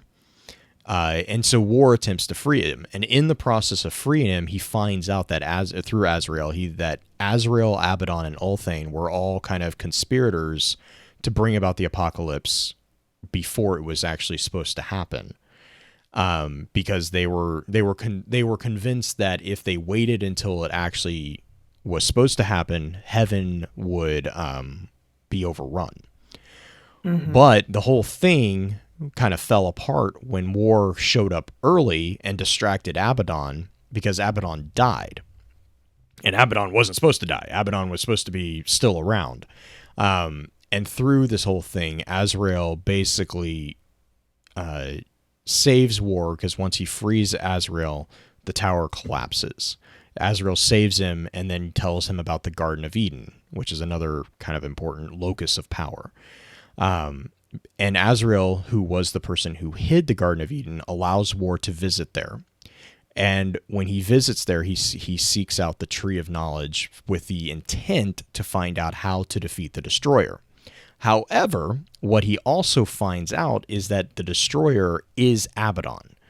Because when Abaddon was killed by Straga, he was dragged into hell and was given a choice by what at this point is an unknown deity. I'm pretty sure later it will become aware that this was Lilith. He's offered a choice to either serve in heaven or rule in hell, which is very Paradise Lost. And so Abaddon, in this vision, War sees that Abaddon, realizing that he's going to be punished for what he's done, he chooses to become the Destroyer.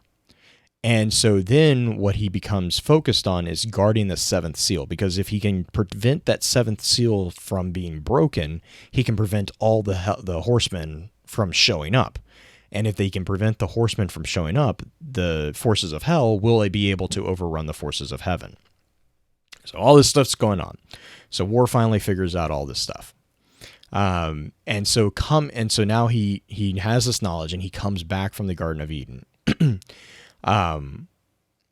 He comes back at the same time the Destroyer begins to lay siege to heaven, and Uriel goes up against the Destroyer, is defeated.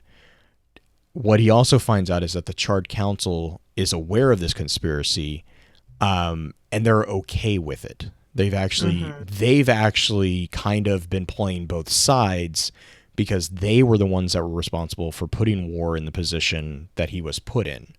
So that all goes down, and the final battle in the game is War against all three of the big bads. So he goes up against the Watcher, and he kills the Watcher.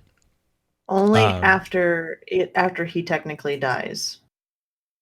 Because he can't kill the Watcher because his powers are tied to the Watcher because of the Charred Council. Yeah. So in order for him to get out of that loophole, Uriel kills him, stabs him in the back with her sword, kills him, and then I'm trying to remember how he basically, because he's a Nephilim and is subjected to the cycle of rebirth, comes back and is able to take out the Watcher. And then it kind of continues. Yes. The more destruction and him going after everybody else. And it's like one of the best cliffhanger endings is after all this is done, Uriel hands War the seventh seal and watches War, and War just snaps it. And Uriel is like, you understand, like, She says basically, you understand that they are all going to be coming after you. There is no one who will help you. Heaven, hell, and man will all be after you. And his response is basically, let them come. And the last scene is three comets falling down from the sky towards him, which are the three other riders. Yeah. Oh my god, I love that scene. Plague? Strife. Strife is actually one of the only horsemen that throughout the three titles we haven't seen. We technically we see him. We have not played as him. So Strife is arguably one of the more powerful figures, but he's also one of the more passive figures. So yeah, that whole thing is Darksiders. Darksiders 2 takes place predominantly in the century that War is in prison. So it's taking place after the intro piece of Darksiders, but before the main meat of the Darksiders campaign. And Darksiders 2, the main protagonist is the horseman Death, who is basically the entire point of Darksiders 2 is Death is seeking to clear War's name and try to prevent and undo the damage caused by the apocalypse being activated early. Fun fact, War is the youngest of them. Death is the oldest. Yes, and War is also... The reason that War was used by the council is that even though War is the most temperamental of them, he is also the one that is most bound to the concept of honor. He will pay the price for what he believes is something that he's done that dishonors his name. Whereas the other horsemen don't really have that binding. Like Death doesn't. Fury's about the next closest. She's kind of she's not honor bound, but she follows the council pretty heavy. Like she believes what they say most of the time. Yeah, she just isn't really patient. Like she's also the one that the entire. So, like, during the Nephilim War, she's the one that yells at the council, which is a hilarious scene. So War is the youngest and the most temperamental, but he's also the most honorable. And he is the one. So each of the Nephilim or each of the horsemen have a specific steed, a spectral steed. His horse, and that's the horse that you see in like all the pictures that you see of the Darksiders. Those horses are very, very special to each of these characters. War's steed is Ruin, and basically his weapon of choice is that classic, what Green was kind of talking about at the very beginning, that classic massive sword. He's got a giant, basically broadsword claymore-esque weapon. Death, like we mentioned, Death is the final or the primary character that you play as in Darksiders 2. Death is the oldest of the four, and he actually kind of fills the role of the leader. He's just like his brethren. He's a Nephilim. Nephilim, and we can learn in Darksiders 2 that the Nephilim were actually some of the most powerful beings in the universe. And we actually kind of get told the history of the Nephilim and the Nephilim War, I think in Darksiders 2. Right. And what happened was that when mankind was created, they were given the prize of Eden, which was a new kingdom. They were recognized as the third kingdom. And this kind of pissed off the Nephilim, because the Nephilim were left out. They perceived it as a slight against their species. So there was a leader named Absalom who basically said, you know what, Eden should be ours. And he led his armies against the combined forces of heaven and hell in an attempt to basically steal Eden. And in the process of doing that, it basically meant that the Nephilim as a whole species just went to war. Like every one of them was in this war. And so what the Charred Council did, because at the time the Charred Council was really trying to keep the balance. This was prior to what would be what's called corruption kind of was created. The Charred Council condemned the Nephilim to destruction. And the way that they managed to do this, the way that they decided to destroy the Nephilim was they made an agreement with 4 of the Nephilim. And those 4 basically bound themselves to the council's will to be given ultimate power. And that was the creation of the 4 horsemen of the apocalypse, or the 4.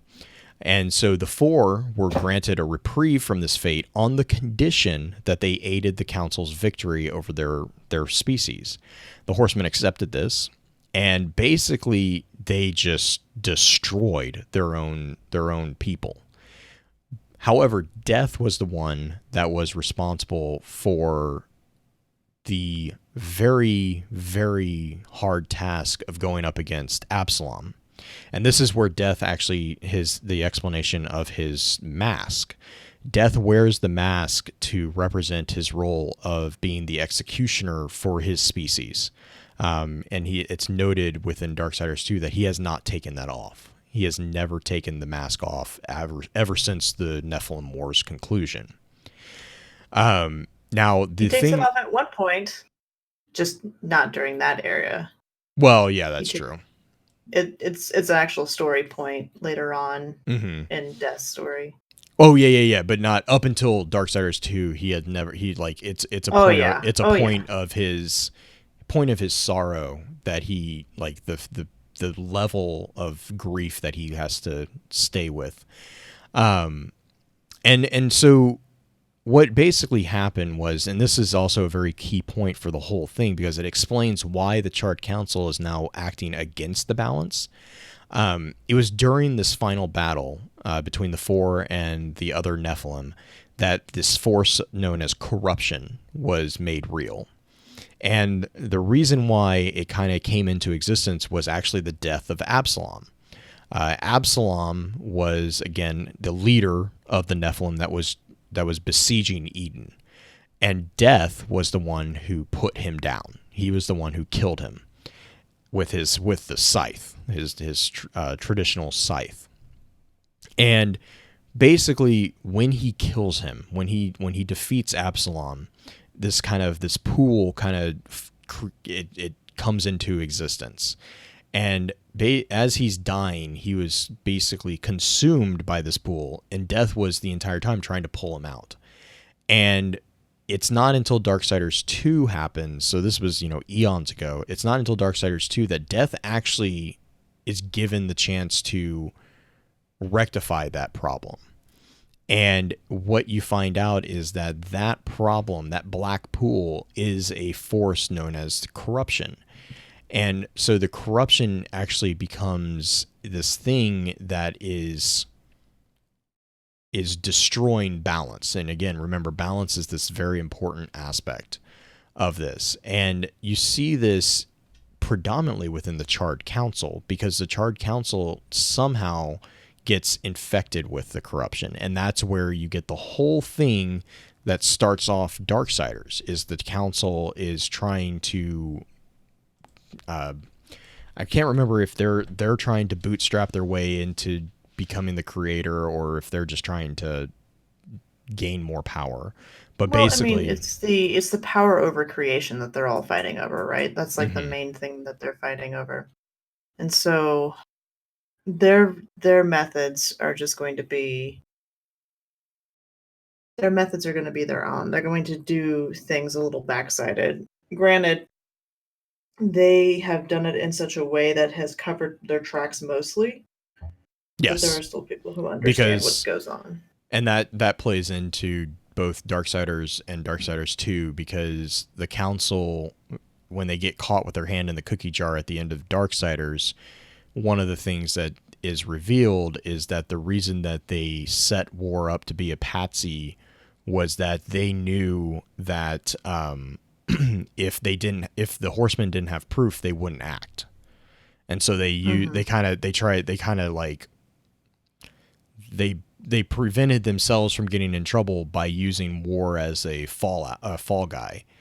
And so then that's at the end, when War breaks the seventh seal, that's what's happening, is War is basically saying we're breaking our ties to the council, which is a huge problem. But it's also the shattering of the seal, because the way the seals are designed, it gives the Horsemen their full power. And it frees all of them from the council's control. So it's a dual thing, because now all four have their full power at the end of Darksiders, and they are no longer bound to follow the council's orders. Okay.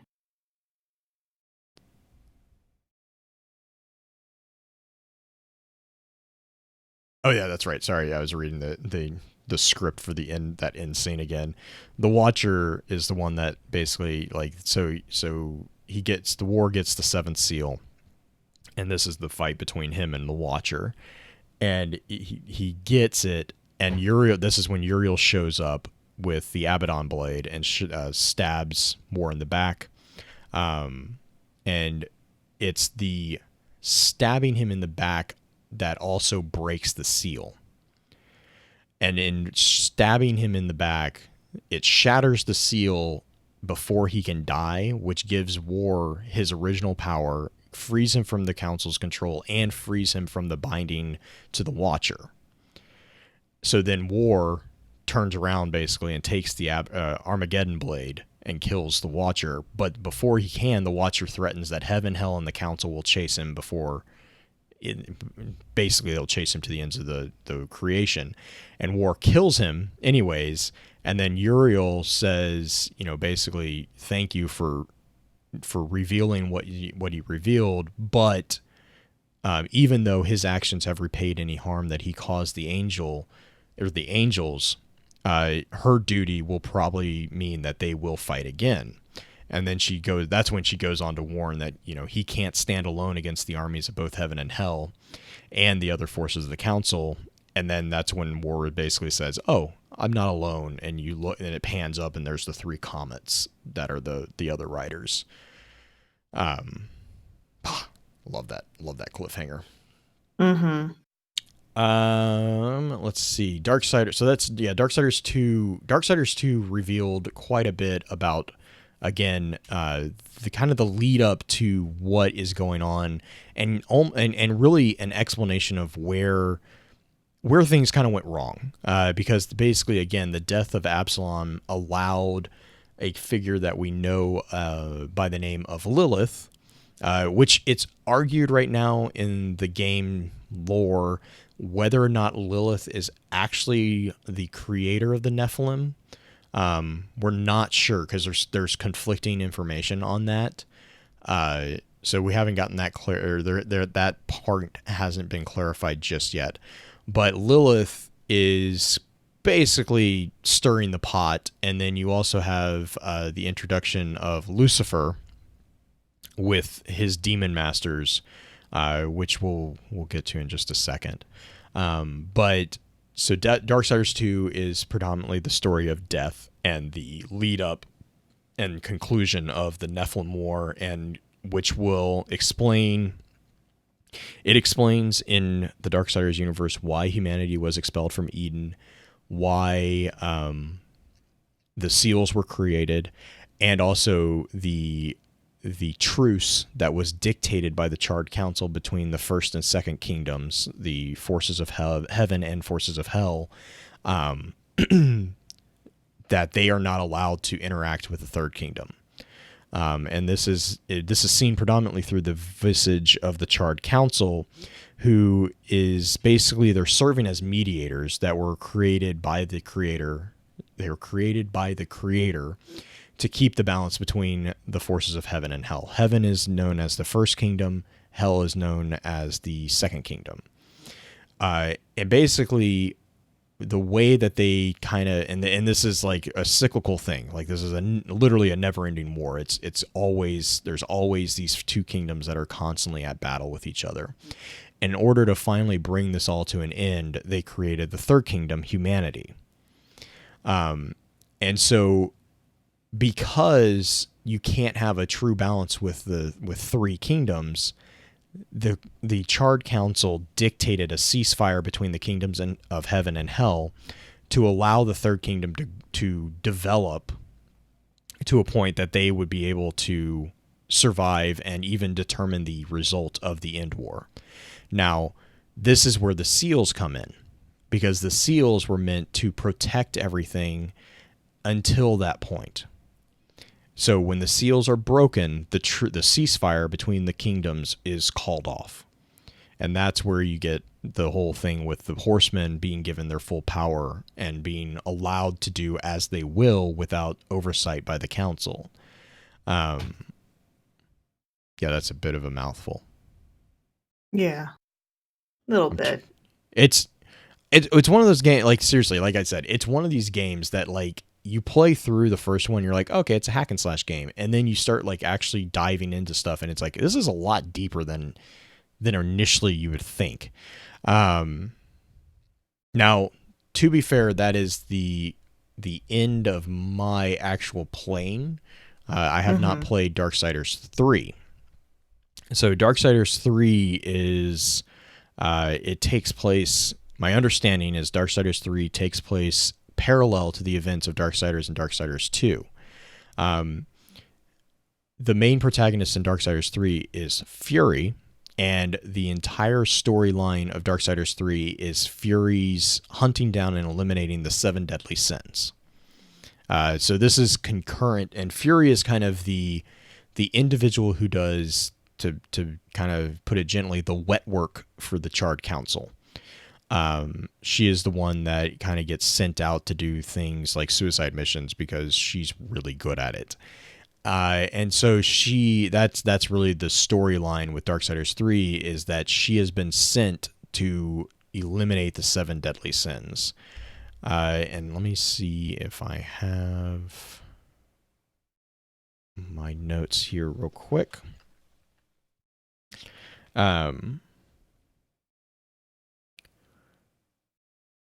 So yeah, and the 7 deadly sins are exactly, what you would think. You have envy, lust, pride, avarice, gluttony, wrath, and sloth. And they are portrayed in, again, Darksiders 3 is the one that is explained as kind of a Dark Souls light as far as, like, difficulty, because the save locations apparently create very interesting problems for if you get killed. It also, from a mechanical standpoint, it starts focusing more on the ability to dodge and time your fights more than previous. Fury is also unique for the Nephilim in not only that is she the only female figure within the four, but she is also really, really strongly attuned with magic. She has a blade whip is her primary weapon, and then It is an magic. awesome weapon. It's amazing. Fury also is in Darksiders 3 is where we get introduced to Strife as well. Actually, we see Strife. We don't actually get to play Strife. But it's in Darksiders 3 that Fury actually, so Fury has this like really kind of distaste for humanity. She doesn't like humanity. But she grows to become basically their protector in Darksiders 3. And that's again through the interactions that she has with, I believe it's the Makers. I want to say it's the Makers. But yeah, it's so like, because the Makers are what's known as an older race, and they are members of those who predate the Three Kingdoms. And the Makers are almost on the same level of importance as the Charred Council, because what the Makers do is they create the worlds, and their realm has, since the Nephilim War, been overtaken by corruption and lost, and so they are kind of dispersed among creation, and they're not, it's very rare to find them.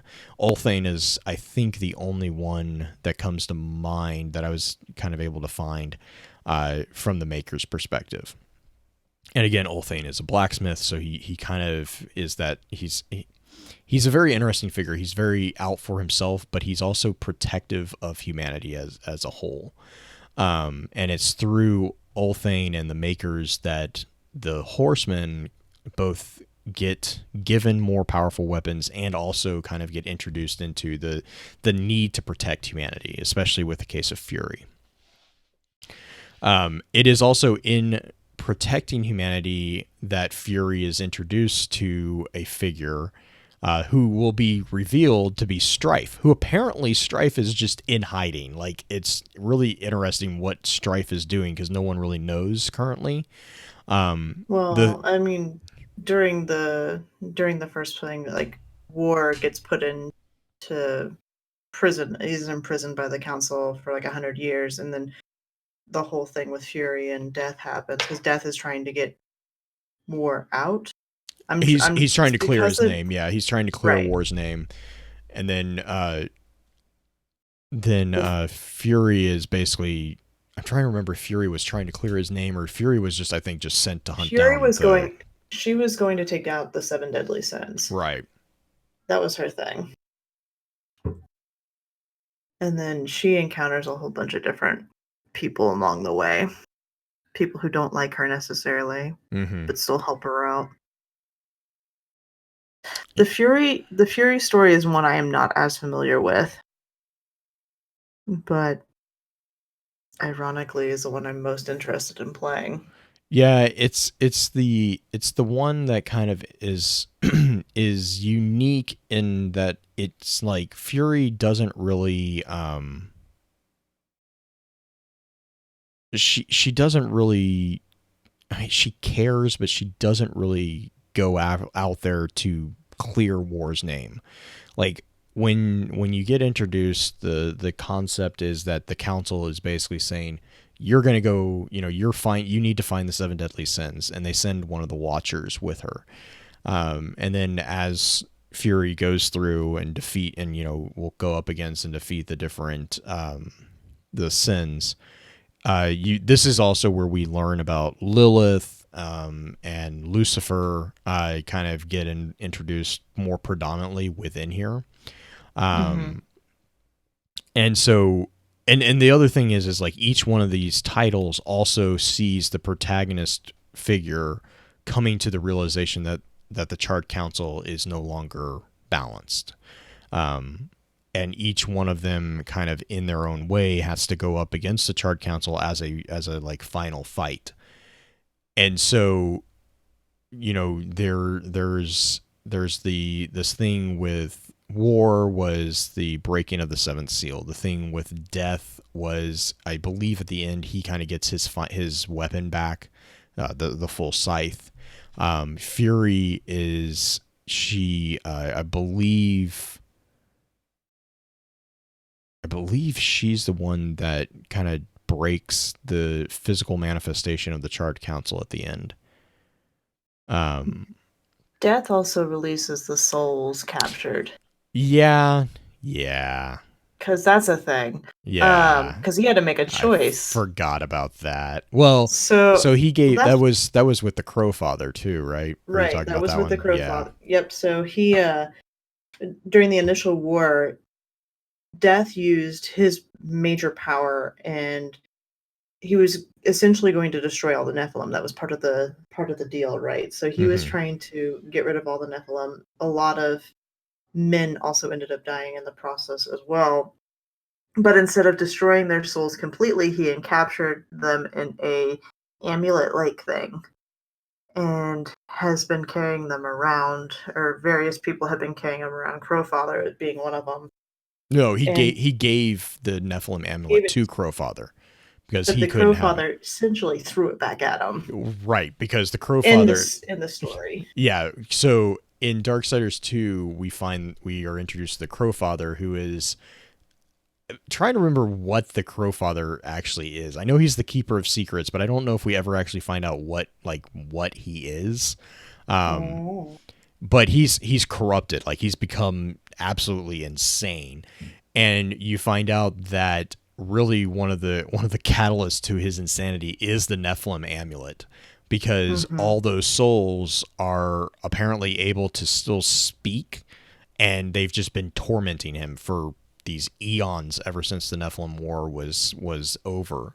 And so, yes, Death goes up and has to kill the Crowfather, but in the process of killing the Crowfather, the amulet is destroyed, and then I can't remember. Embedded in his chest. It basically the amulet goes and digs into him, and it's just like, it's kind of messed up. The other thing, like towards the end of the story with Death, he gets to the Well of Souls, which is where everything's held and whatnot, and he has a choice to make. Either he can release all the Nephilim, or he can release the souls of men. And that is the moment that he takes off his mask. Yes. Before he jumps into the well. So there's a lot that happens with Death. Death is a really tragic character. Yeah, and really tragic character. Death is at that end, he because do you actually get a choice? I can't remember if you actually get a choice. I don't. Because I know, like, the air quote true ending is that he chooses to save war and sacrifice the souls of the Nephilim. He's basically told you have to choose either humanity or Nephilim. Right. And he chooses to sacrifice the Nephilim to save humanity, and in doing so, he jumps into the well to kind of basically sacrifice his own soul to save everything. And that's when, at the very end, it cuts over to the scene from Darksiders, which War is standing over the broken seventh seal, and that's the Uriel's kind of like, are you intending to wage war against everyone alone? To which that's when War says, no, not alone, and that basically shows the other three horsemen showing. And the narrator, it goes out saying, and the number of the riders shall ever be 4. And so Death comes back. Death is basically resurrected by this like Destiny-esque fate thing, even though he sacrificed himself to save humanity. So it's interesting. I mean, like, the build up is going to be very interesting to see if it's how they're going to play out that, if they're going to play out that whole post post the 4 landing scene. Because again, Darksiders 2 and Darksiders 3 are taking place concurrently with Darksiders. And then the game that is supposedly going to be Darksiders 4 is known as Darksiders Genesis. And this one's the one that a lot of people are kind of expecting us to learn a little bit more about Strife.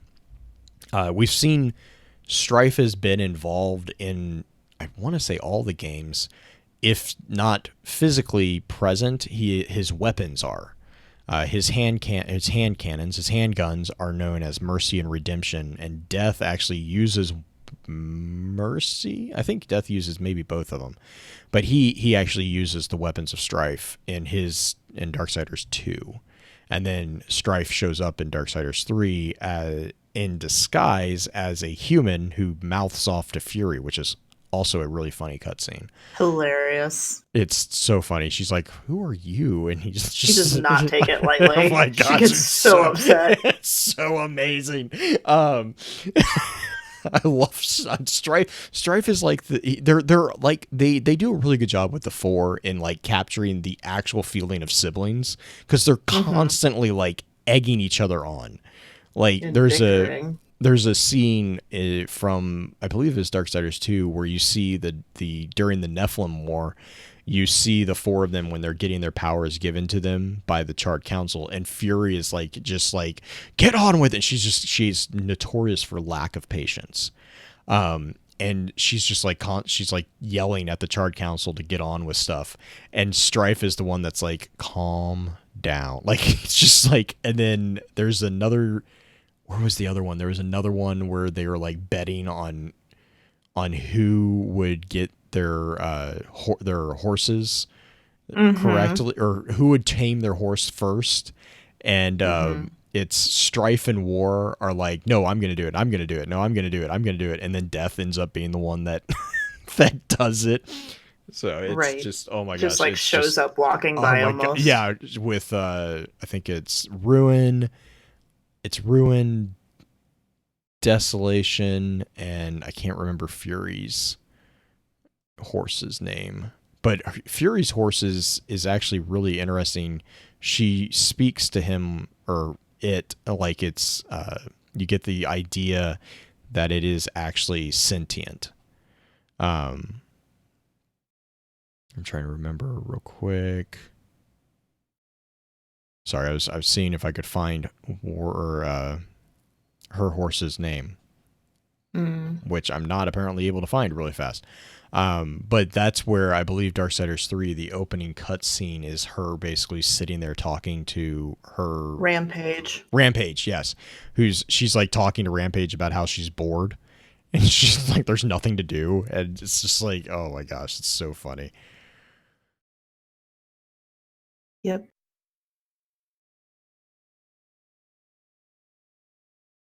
Despair is deaths, yeah. And so I don't think we know, I don't think we know Strife's horse's name, but we might. If I did not have that written down, because I want to say we don't know that particular one.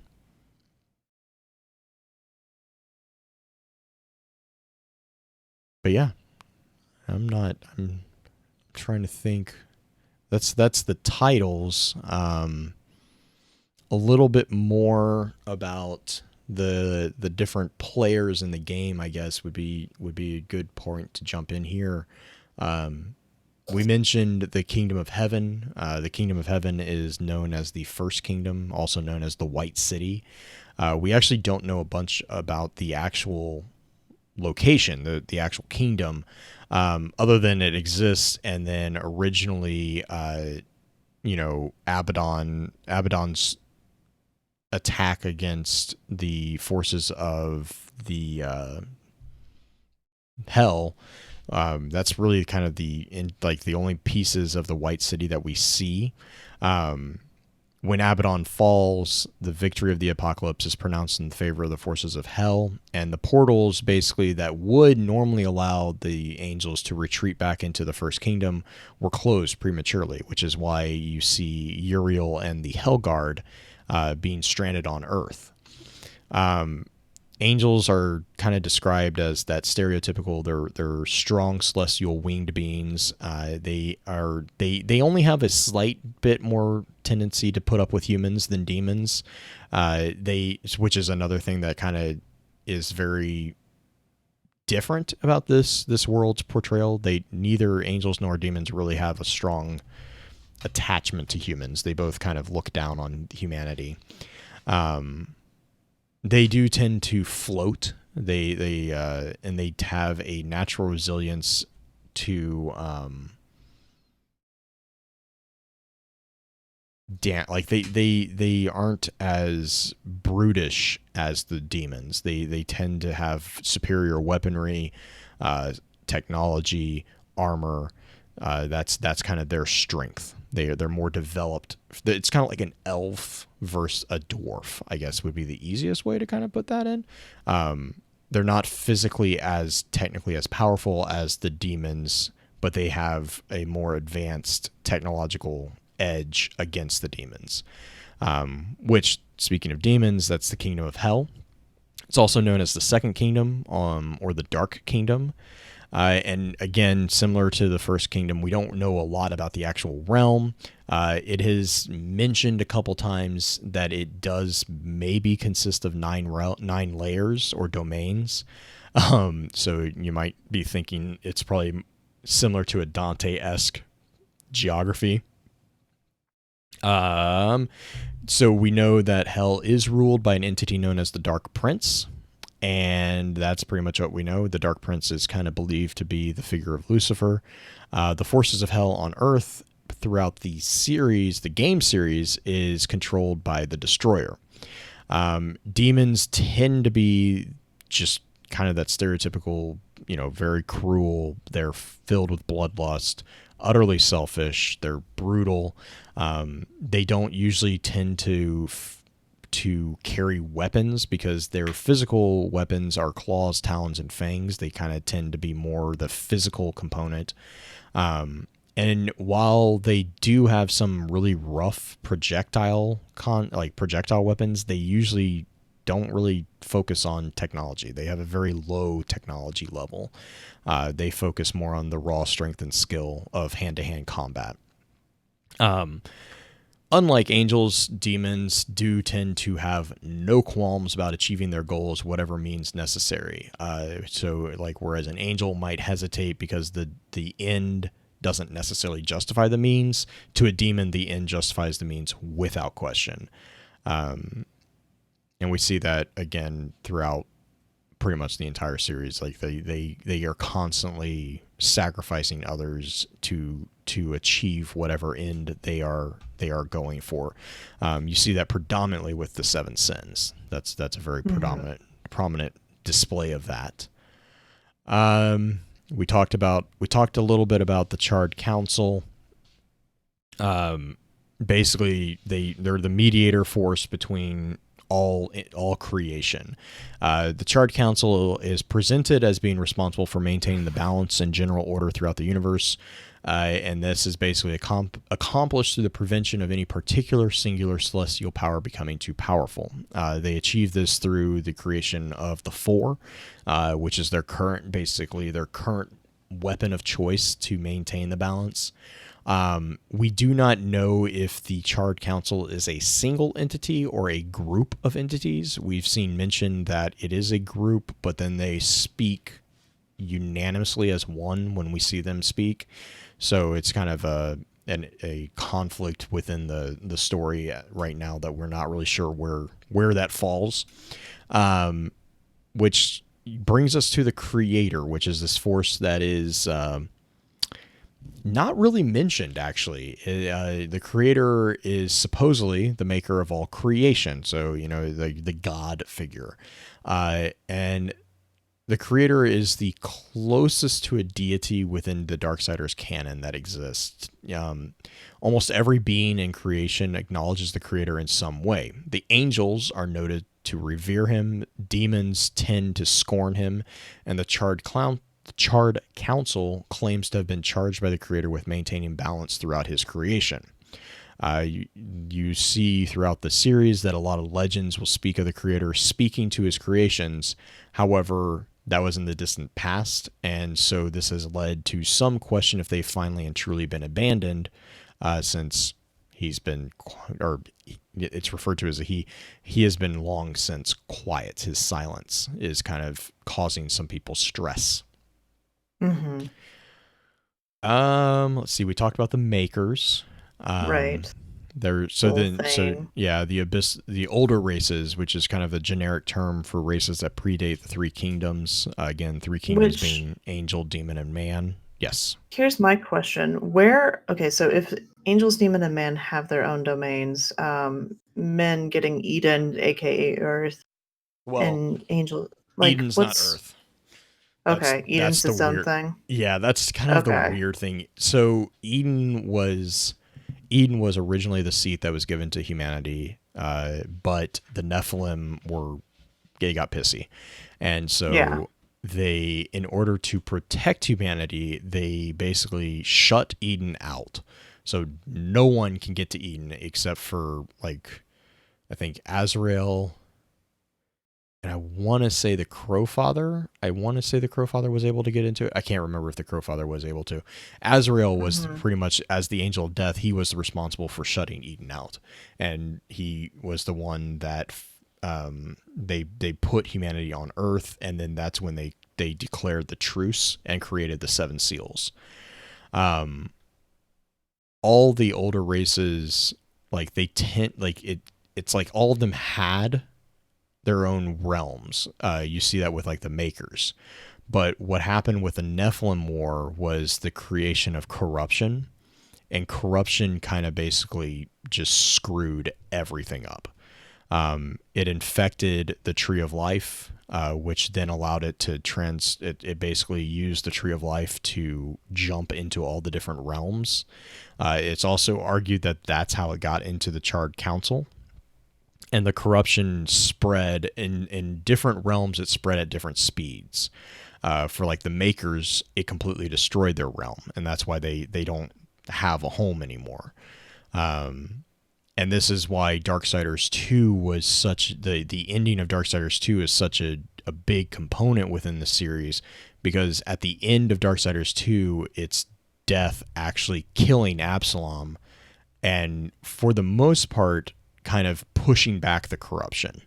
If I remember correctly, when he dies, in Darksiders 2, when Death jumps in the well, he actually manages to destroy a large part of the corruption.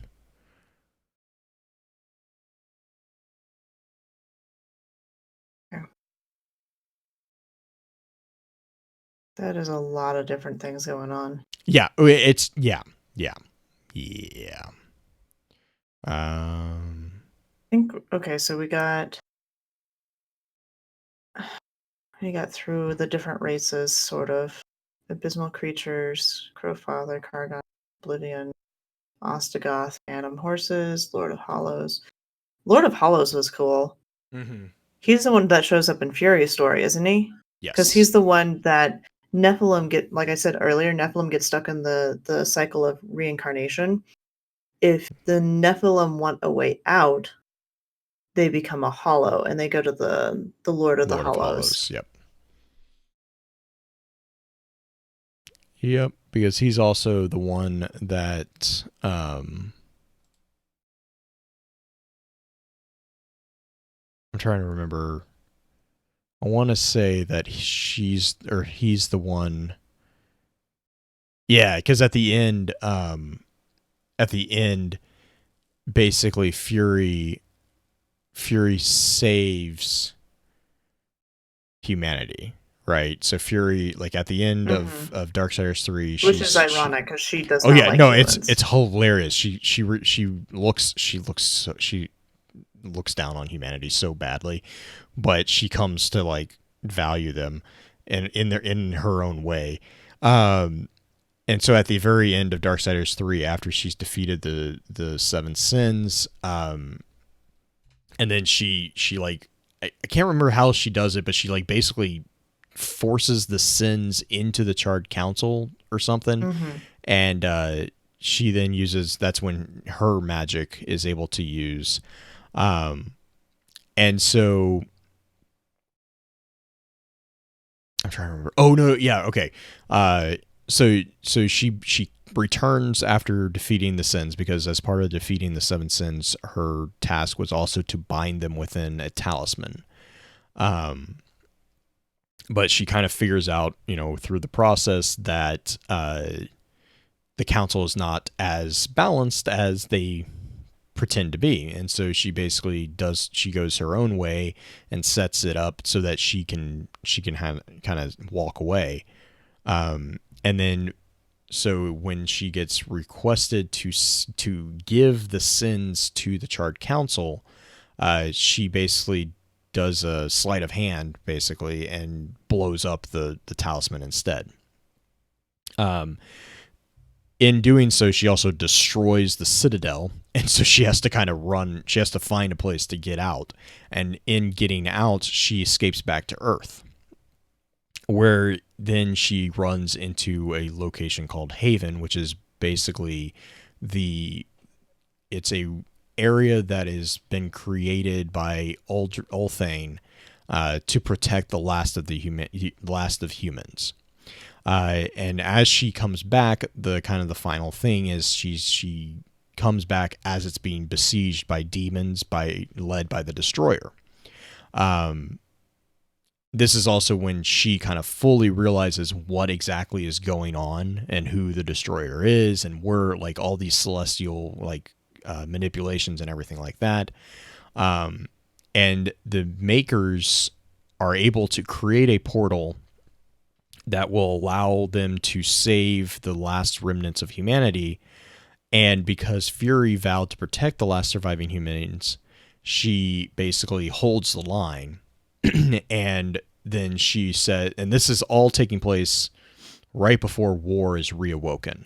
So Fury holds the line to save the last of humans, and this is when she tells Ulthane that he needs to aid her brother War in any way possible, because she's now realized that War was innocent. And she basically then will depart into the portal with humanity to protect them, and that's when she also realizes that one of the humans that was helping the makers fend off the demons was actually Strife. Like that's when she kind of realizes, she's like, "Oh, you son of a!" And like that's kind of where the portal slams shut, and Strife is like, "Bye!" Like it's really, God, I love that scene. It's really funny, but what that also means is that all of the remaining humans have been kind of sleight of handed away from the demons, so they can't there's that third kingdom, right? The third kingdom is the tiebreaker between the first and second kingdom for the balance. So as long as there's humanity still around, technically speaking, they can't end the war between the two of them. And so that's why the second kingdom has always been so obsessed with destroying humanity, is because if they can destroy humanity, then they've won. They've already defeated the first kingdom. There's only the Hellguard left, and that that's not enough to worry them. But there's still this like kind of prophecy-esque thing going on. And at the end of Darksiders 3, that's where you see Lucifer like coming down hard on Lilith, because Lilith was the one who, I think Lilith was the one who was responsible for killing the Lord of Hollows, but because Lilith was playing her own game, she wasn't able to kill the Lord of Hollows quickly enough, and the Lord of Hollows is the one that basically sets Fury on the path to being able to protect humanity from being destroyed. So like this is like this weird like little thing where it's basically everyone's playing their own game and has their own agenda, and because Lilith's agenda didn't quite sync up with everyone else's in the second kingdoms, she kind of dropped the ball on getting someone off the board before they could be the catalyst that would serve to maybe potentially be the final defeat. So it's like this like really weird game of chess going on. Always a weird game of chess. Sorry, that got really It's okay. wonky. It's the It's okay story. The because story gets like this wonky, like right because because it's when you as soon as you include Lilith into things, because Lilith throws off a whole bunch of different things. Because Lilith helps out war Lilith like is and Lilith like helps and hinders the Nephilim like every step. And that's right, she's one of those characters that, like I said, like we're not really sure what Lilith is doing and what her ties to everything are. Death refers to Lilith as mother, which is where a lot of like they're like, okay, wait, did Lilith create? Because like a Nephilim in Christian mythology or religious or theology, a Nephilim is like a blend of a angel, demon, angel, human. Depends on what translation you're looking at. And so if the Nephilim were created by Lilith, who is in who's often kind of portrayed as like the air quote the first wife of Adam or whatever. If Lilith is the mother of the Nephilim, that kind of brings a few interesting theories to bear on where the Nephilim get their power. And it also brings into question, what game is Lilith actually playing? right.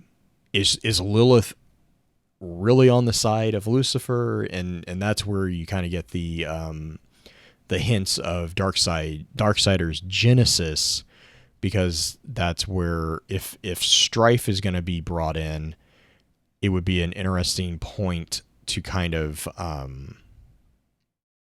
look at it, because I believe the hints that we've been given about Genesis is that it's about the demon masters. And so it will be a story of war and strife together as a like a prequel back during the Nephilim or following the Nephilim War. Like right after the destruction of the Nephilim at Eden. This was when the demon masters and Lucifer were at the quote unquote height of their power, and war and strife were basically assigned to exterminate them. And so Genesis is it's kind of, I think the idea is that Genesis is going to be the playthrough of war and strife, eliminating the demon masters, which will also be right around the time that corruption is just getting introduced into the Darksiders universe. So you're going to start seeing more and more about Lilith, because Lilith is arguably one of the predominant figures who corrupted Absalom and then also Abaddon. And that's where like Death kind of calls out to Lilith during the fight with Absalom, to his mother, to be like, I can't save him, basically. Mm-hmm. And that's where there's kind of there's a lot of different directions that can take, depending on how they play that particular thing. Interesting. Do you think they're going to keep with the same timeline? Have essentially Strife's story I mean, being like, taken with wars? yeah, I think so, because like there's the primary titles, right? There you have Darksiders, Darksiders 2, and Darksiders 3, and And then then in the book. and yeah, then you have like supposedly Darksiders 4 is going to be Genesis. It's also known as Genesis. But then you also have a couple different, like you have DLCs. I believe Darksiders 2 and Darksiders 3, or Darksiders 2 had 3 DLCs. Darksiders 2 had 2. I don't know if I think Keepers of the Void came out already. But that's the second DLC for Darksiders 3. And each of those kind of it kind of builds on the story a little bit. It opens up some, it's mostly more like additional gameplay and additional like functionality. I think Darksiders 3 introduced the concept of Crucible, which is like PvP-esque things. Mm-hmm. So you have mechanics that kind of are taking place there. But I'm trying to remember. I want to say there was at least one book. I want to say they were talking about doing a comic book series, but I don't think they ever got it off the ground. I know. Oh yeah, the book is called The Abomination Vault, and that takes place before Darksiders. So that's gonna take place prior to the entire game thing. It's a prequel. It's a prequel novel similar to Fall of Reach for Halo. And the Abomination Vault was where you get like the really funny scene with Strife egging on Fury during the they're being given their powers. But I think that's I want to say, yeah, I was gonna say, like, I thought that they were going to do a comic book, but I don't see that as being actually released. So I guess that didn't ever happen. I know it. Well, yeah, comic book, and then they were also talking about doing a film adaptation, but that was back in like the film adaptation. I think was back in like 2012, 2010, or 2011, 2012. So I don't think they've gone. I don't think it's going anywhere for that particular one.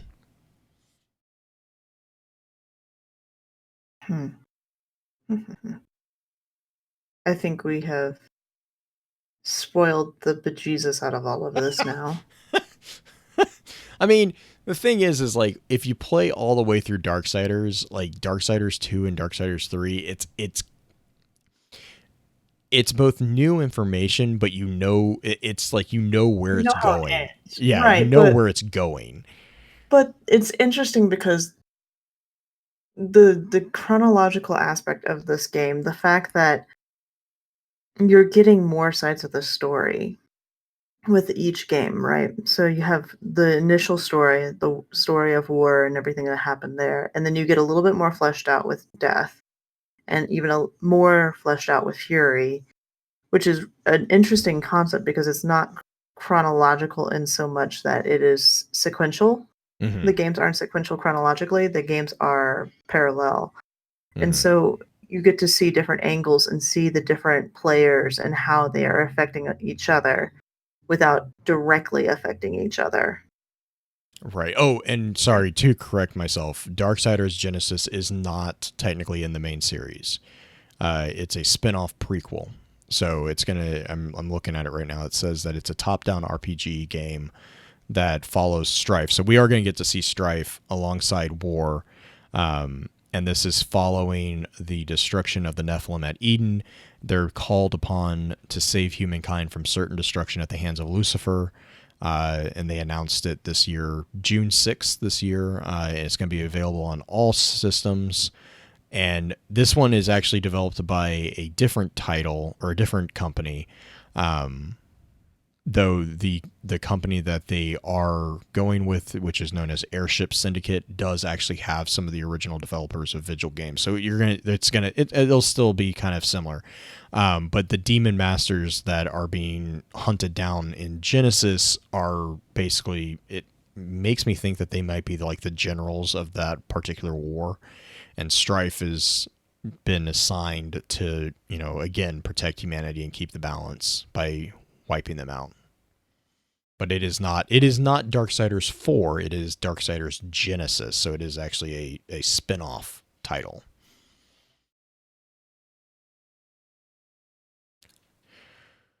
Whew. Yeah. Yeah. Yeah, we did. Like I said, like my like talking about this and reading all this, kind of to sum it up, this makes me really like when I start digging into games like this, and it's like this stuff is this deep and this for lack of a better word, convoluted. It actually in a way makes me really excited to keep going into it and looking at it and trying to like connect all the dots and see the story and the way that they have it blended with reality and like theology from our own world in this weird science fiction-esque dystopian thing that's going on. Is always kind of interesting. And then they have like they have a hints of like the multiverse-esque stuff and all that. I love those kind of twists on those old stories and all that. But and it's also just really fun to play. Darksiders is seriously, I love playing that game. I remember playing that game and just being like, this is amazing. Um, and then I think Darksiders 2, they came out in 2015. They came out with an updated. Yeah, that's right. Darksiders 2. So Darksiders came out in 2010. Darksiders 2 came out in 2012. In 2015, they re-released Darksiders 2. It was called the I can't even. Basically, definitive or definitive. Yes, that one. Definitive. God, man, that's way too many Yeah. weird sounds. So Darksiders 2 was re-released in 2015, and then in 2016 they re-released Darksiders as the War Mastered edition. So, play off the names there. So you should, if you have any interest in those, I definitely would check those out, because the War Mastered and the Death Infinitive, or whatever the hell it is, well, obviously, I think they were re-released for the current gen systems, so the Xbox One and PS4, and then also for PC. So they've been brought up to speed, if you will, for the new technology.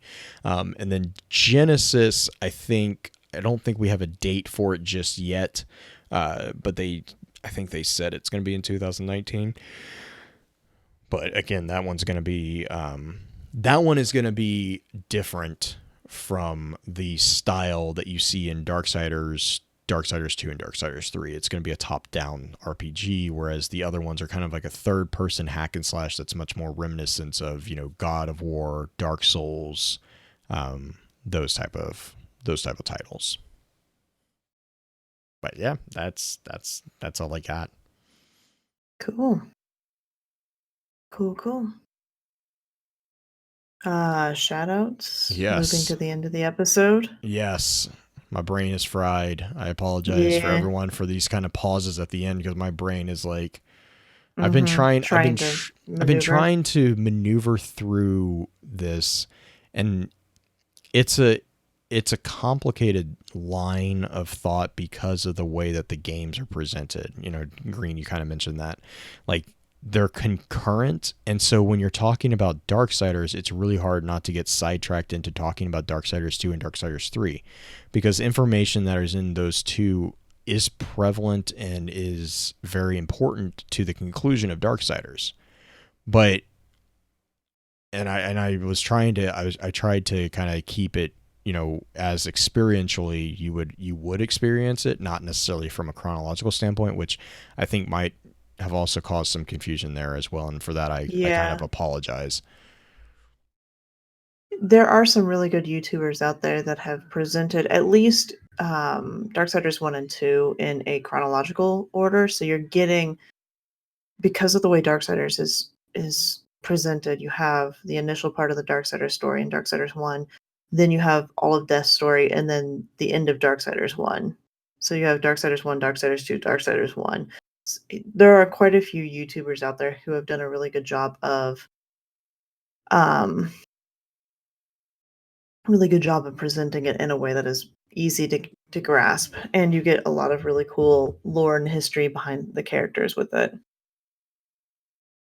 Yes. Anyway, so shout out for this week. Shout out to Man at Arms. I will be on his show on Tuesday, so if you're listening to this Monday, I will be on the show tomorrow night, Tuesday what day would that be? Tuesday the 16th, 9 p.m. Eastern. It's going to be crazy. We're going to be on with Khan, the artist, the extraordinaire, and we'll be doing that. And I think that's my main shout out for the week. Mine are just basically, again, big shout out to all the guys and gals who were involved with Guardian Con. Not just the people who helped make that event the roaring success that it was, but also everyone who actually was able to come out and visit. I know for me personally, like I said, I'm a pretty hardcore introvert. So like events like that I don't do well at them in person. But I also appreciate what they are there for. And I think that it's an awesome experience for anybody who is comfortable doing that. I know that we have had conversations. I kind of feel like it's something that I will continue to go to, even though I'm not super comfortable with it. And so, I just appreciate everyone who not only puts it on, because I know it's an immense amount of work getting those things designed and scheduled and all that, but it also the people who come out and who make it such a success. The developers were amazing. The people who drove, I know several people drove upwards of like 20 hours, 24 hours to bring their own car and to bring their stuff for booths, the creators, the content creators, the artists, all that. I mean, it's a thing of like everything that's done in this community is done by the community, and it's really prevalent within Destiny's community that that's the case. And I think that that's something that's not common in a lot of communities, and I think that's something that Destiny, regardless of all the salt about Destiny's current state or current meta or whatever, it consistently does do that. And I really think Guardian Con showcased that amazingly well. I think the end result was like over $4 million that we were able as a community to give to St. Jude's to help kids, do good. And that was kind of the theme of Guardian Con this year, was gaming does good. And I think that's something also that needs to be remembered, is that this isn't, for a lot of us, I understand that, a lot of people kind of look down on video games as, oh, it's just a pastime, it's just a hobby. But, there is a lot that is being done within the gaming communities that also translates into doing a lot of good things for other people. And I think that's just, to me, that's just always amazing and breathtaking to witness and to be allowed to be a part of. I think that's really cool. So thank you guys for doing that and for taking the time out of your day to make it a reality. But yeah, that's all I got. Definitely. So, how do we sign off on this episode? Bye. Clap. Clap. Oh no. Okay. 1, 2, 3. 3. Yay! Darn it! No, that's not acceptable. It's not acceptable. Nope, that's not good. I'm gonna have to try to find. Did you see they gift it? I did. I was dying. I was like, oh my gosh. I think Baxter gifted. I think yeah, that was. He did. I was like, that wasn't even something that someone did to you. You did that to yourself. Oh man. Oh yeah. I mean, that's the best person to do it, though.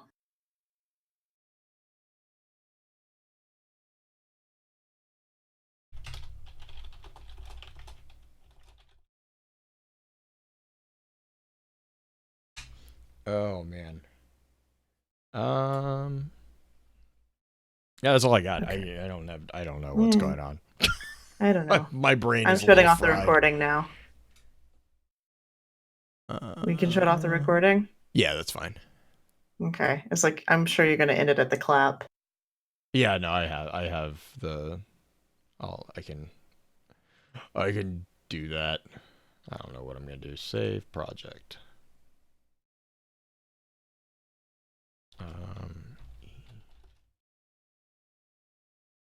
Oh, man.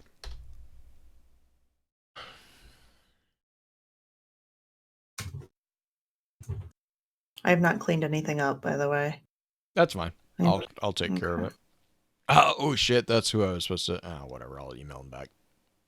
Who's that? The feedback that we got. Oh, right, with the audio. I was gonna mention that on the show, but it is what it is. Let's see. Stream, I don't have anything else. Oh, thanks, Gimbleroo. Yeah, I know, it probably was confusing as shit, but I tried to make it presentable. I don't know. That was an interesting one to It is a rough one. Like, in hindsight, I probably, if I had sat down a little bit more, I could probably have figured out a better way to present it, but I don't know. It is what it is. It is what it is. I'm sure someone will be like, that wasn't right. I'm like, all right, whatever. Next week is Witcher, or next month is Witcher, Next right? month is Witcher, that's going to be a whole different one. Better than Better than Sunday sermons. Sundays. I'll take That it. is, I'll yeah, take it. You know what? That might not be a compliment to some people, but I'll take it. that's Um, funny. That's actually very funny. um, yeah, Witcher is going to be interesting because so you have the games, you have the book series, and we're going to have the Netflix series, which has caused a lot of confusion because the Netflix series is based off the books, not the games, which is very Right. different. Because that was a huge argument on Twitter the other day. Was he doesn't have his second sword, and they're like, because he doesn't carry his second sword. It's only in the video game that he has two swords on his back. In the books, he actually keeps the silver sword, on Roach because he doesn't want to lug it around all the time. And also because monsters are not nearly as popular as they are in the video games. Because, it's a video game. Yeah. Bah. So, yeah, Okay. Witcher's going to be next month. Yeah, it'll be fun. I like Witcher. Witcher's a fun title to talk about. That will be a fun one to do. Let's see here. Where is the audio? Featured audio? Is that where it's under? Yes, Episode please. files. I don't think I You want me created a to- folder, but you can just drop it there because we don't have a guest. So And you can in just the drop. episode files? Yeah, just Or drop it. just Yeah, just drop it in the episode files folder. I normally create a folder for like specific episodes, but that's just right. to help segregate out for guest. Go away, Fallen. Oh, bad juju is going to be so expensive, and it's a pulse rifle, so I don't really want it. It melts in Crucible. Yeah, I don't know. Oh no, I didn't tell you that. I was running Gambit with Nobleman's Rose the other Mm-hmm. night because we were trying to Mm-hmm. get the Lumina metal thing, which was ridiculously easy. Apparently, Right. I don't know. Yeah. All you have to do is kill an invader before they kill your buddies. Right. Well, I got like 4 of them or 3 of them in one match. Like, it was ridiculous. Yeah. I was like, this is It's not. not hard. I was like, I was not. I thought it was going to be a People lot were more freaking difficult. out. Well, I just thought it's just Gambit. Every time I ever like, you have to play Gambit, I'm like, god damn it. Yeah, it's not that bad. No. Well, and regular Gambit wasn't terrible. Well, while we were running through Gambit, I got a Crimson drop. Crimson drop Oh, for me. really? And so I Crimson's was pretty like, fun. yeah, well, I didn't realize, but I never really played with it. And so like I'm just like if I don't have it equipped, I just don't even remember that it exists basically. So I was looking at it and I was like, "Oh, this is kind of fun." And so I didn't have the catalyst done. Well, I had one of the things. Oh, that was the other thing is during the last fight that we were doing for Gambit, I also had the meatball pop up. So my Mm-hmm. malfeasance quest got activated. So I was like, oh, I have to do this too for another hand cannon. So I was Yeah, running. but Bad Juju's not a hand cannon. No, That's it's a a thing pulse you can do rifle. with It's that. worse. Right. The That's right. I hate pulse rifles. I don't hate. Hate is a strong word. I strongly dislike pulse rifles as an archetype, like just in general. Shut it, Black Flag. I have opinions. Okay, you should know this by now about the dumb things that I have opinions about. But anyways, so like there's the corrupted strike, which is fucking a nightmare to try to solo. Mm-hmm. like I can't get past the boop room with the artifacts and the elevator. I'm like, well, Mm-hmm. this is just not going to happen until I can coerce pins into doing it with me. But anyways, there's a part in that strike where there's endless shadow thrall.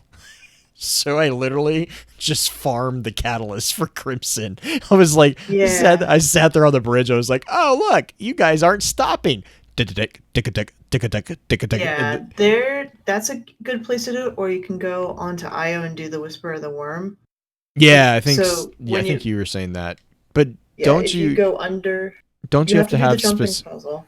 right, but don't you have No, to isn't there timed? Isn't it timed?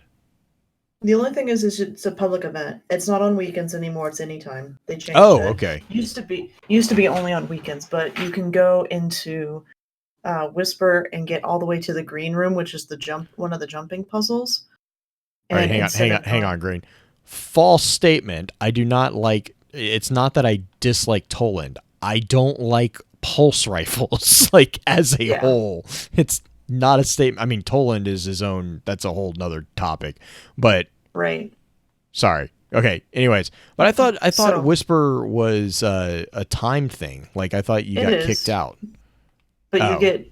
you basically, if depending on how fast you can get to the green room, which for hunters is not that difficult, you can get to you can do 15 minutes of unlimited thrall. Oh. Okay. Uh, Cool. and there's about 9 or 10 that spawn at any given point, and they spawn continuously pretty quickly. So you can farm Yeah, just any of the them. corrupted the I don't know if it's I don't know if it's just this version of the corrupted strike, but there was like so I because I'm super annoyingly creative the way I run things, I just bypassed the entire first fight and I was just like, oh, I Mm-hmm. don't have to do this. I just went back over. If you basically run off the map over to where Petra is and then come back across that bridge, you don't Mm-hmm. have to fight anybody. It's really fun. Um, Huh. and when you come back across the bridge, you hit the back end of all the taken that are at the top of the mountain. Well, that's also where all the shadow thrall are popping out of that stupid little hole in the ground that they do. And they Mm-hmm. just there's no end because you haven't I guess you haven't procced the end of the fight from the first group of people because you never killed them. And so there's just like they just continuously just got pop up pop up pop up pop up, and I was like, huh, let's see how long this game goes Interesting. for. And Mm-hmm. my hand hurt because I was headshotting so many of them. I was like, Dang. I can't feel my index finger anymore. Dang. Okay. But yeah, I don't know if that was specific to the malfeasance because I know it was a separate item on the map. Um, so it might be because I know it was the special thing with the taken heart or whatever. Mm-hmm. But yeah, so I got the crimson and then I immediately got the catalyst, which was funny. I don't really know Cool. what the catalyst does, but it's done, I so don't I don't have remember. to touch the gun I again. I rarely do Catalyst, and I need I to I proc the Risk Runner catalyst. I think is the one that you will like that one. Jamie and Wicked were saying that that catalyst is actually one of the few that is worth going after. Mm-hmm. Mm-hmm. It's definitely very good. Okay, I've got to run. No, you're not allowed to run. Yes. Yes. I ran earlier. Running is My bad for legs your hurt. knees. My legs actually I did a lot of walking and then I did a lot of squats and then I had a hard time climbing the stairs to my house. So I'm gonna go lay down in bed. That's fair. Mm-hmm. All right, stream. You guys have a great night. We'll see you next week. Bye, stream.